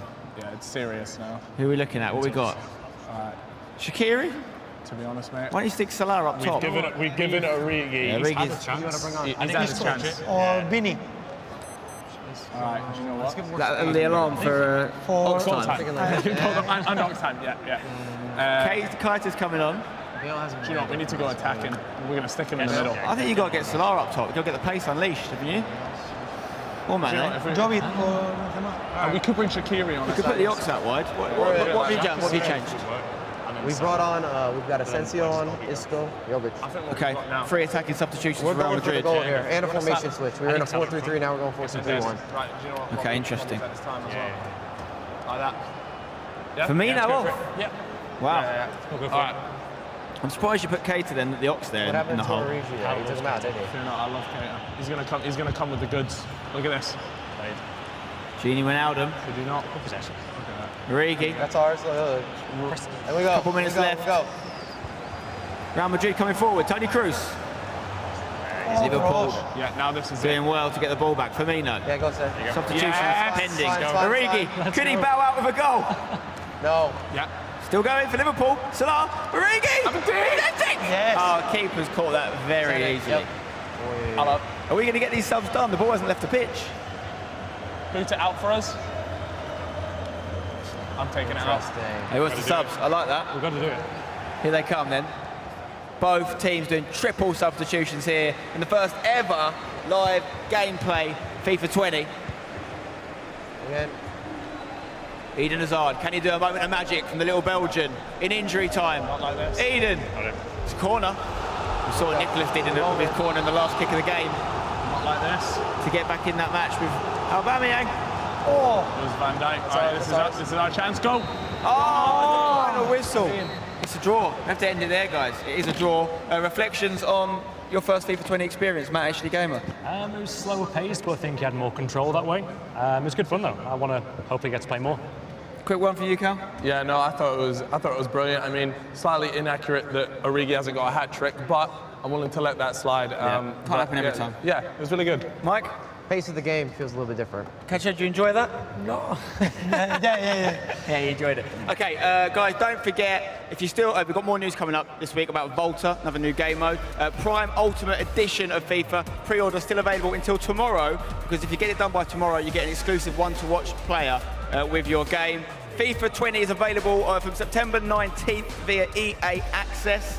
So get yourself a copy and stay tuned, of course, for the eWorld Cup final coming up very soon here at the O2 Arena. Thanks for watching. See you in a second.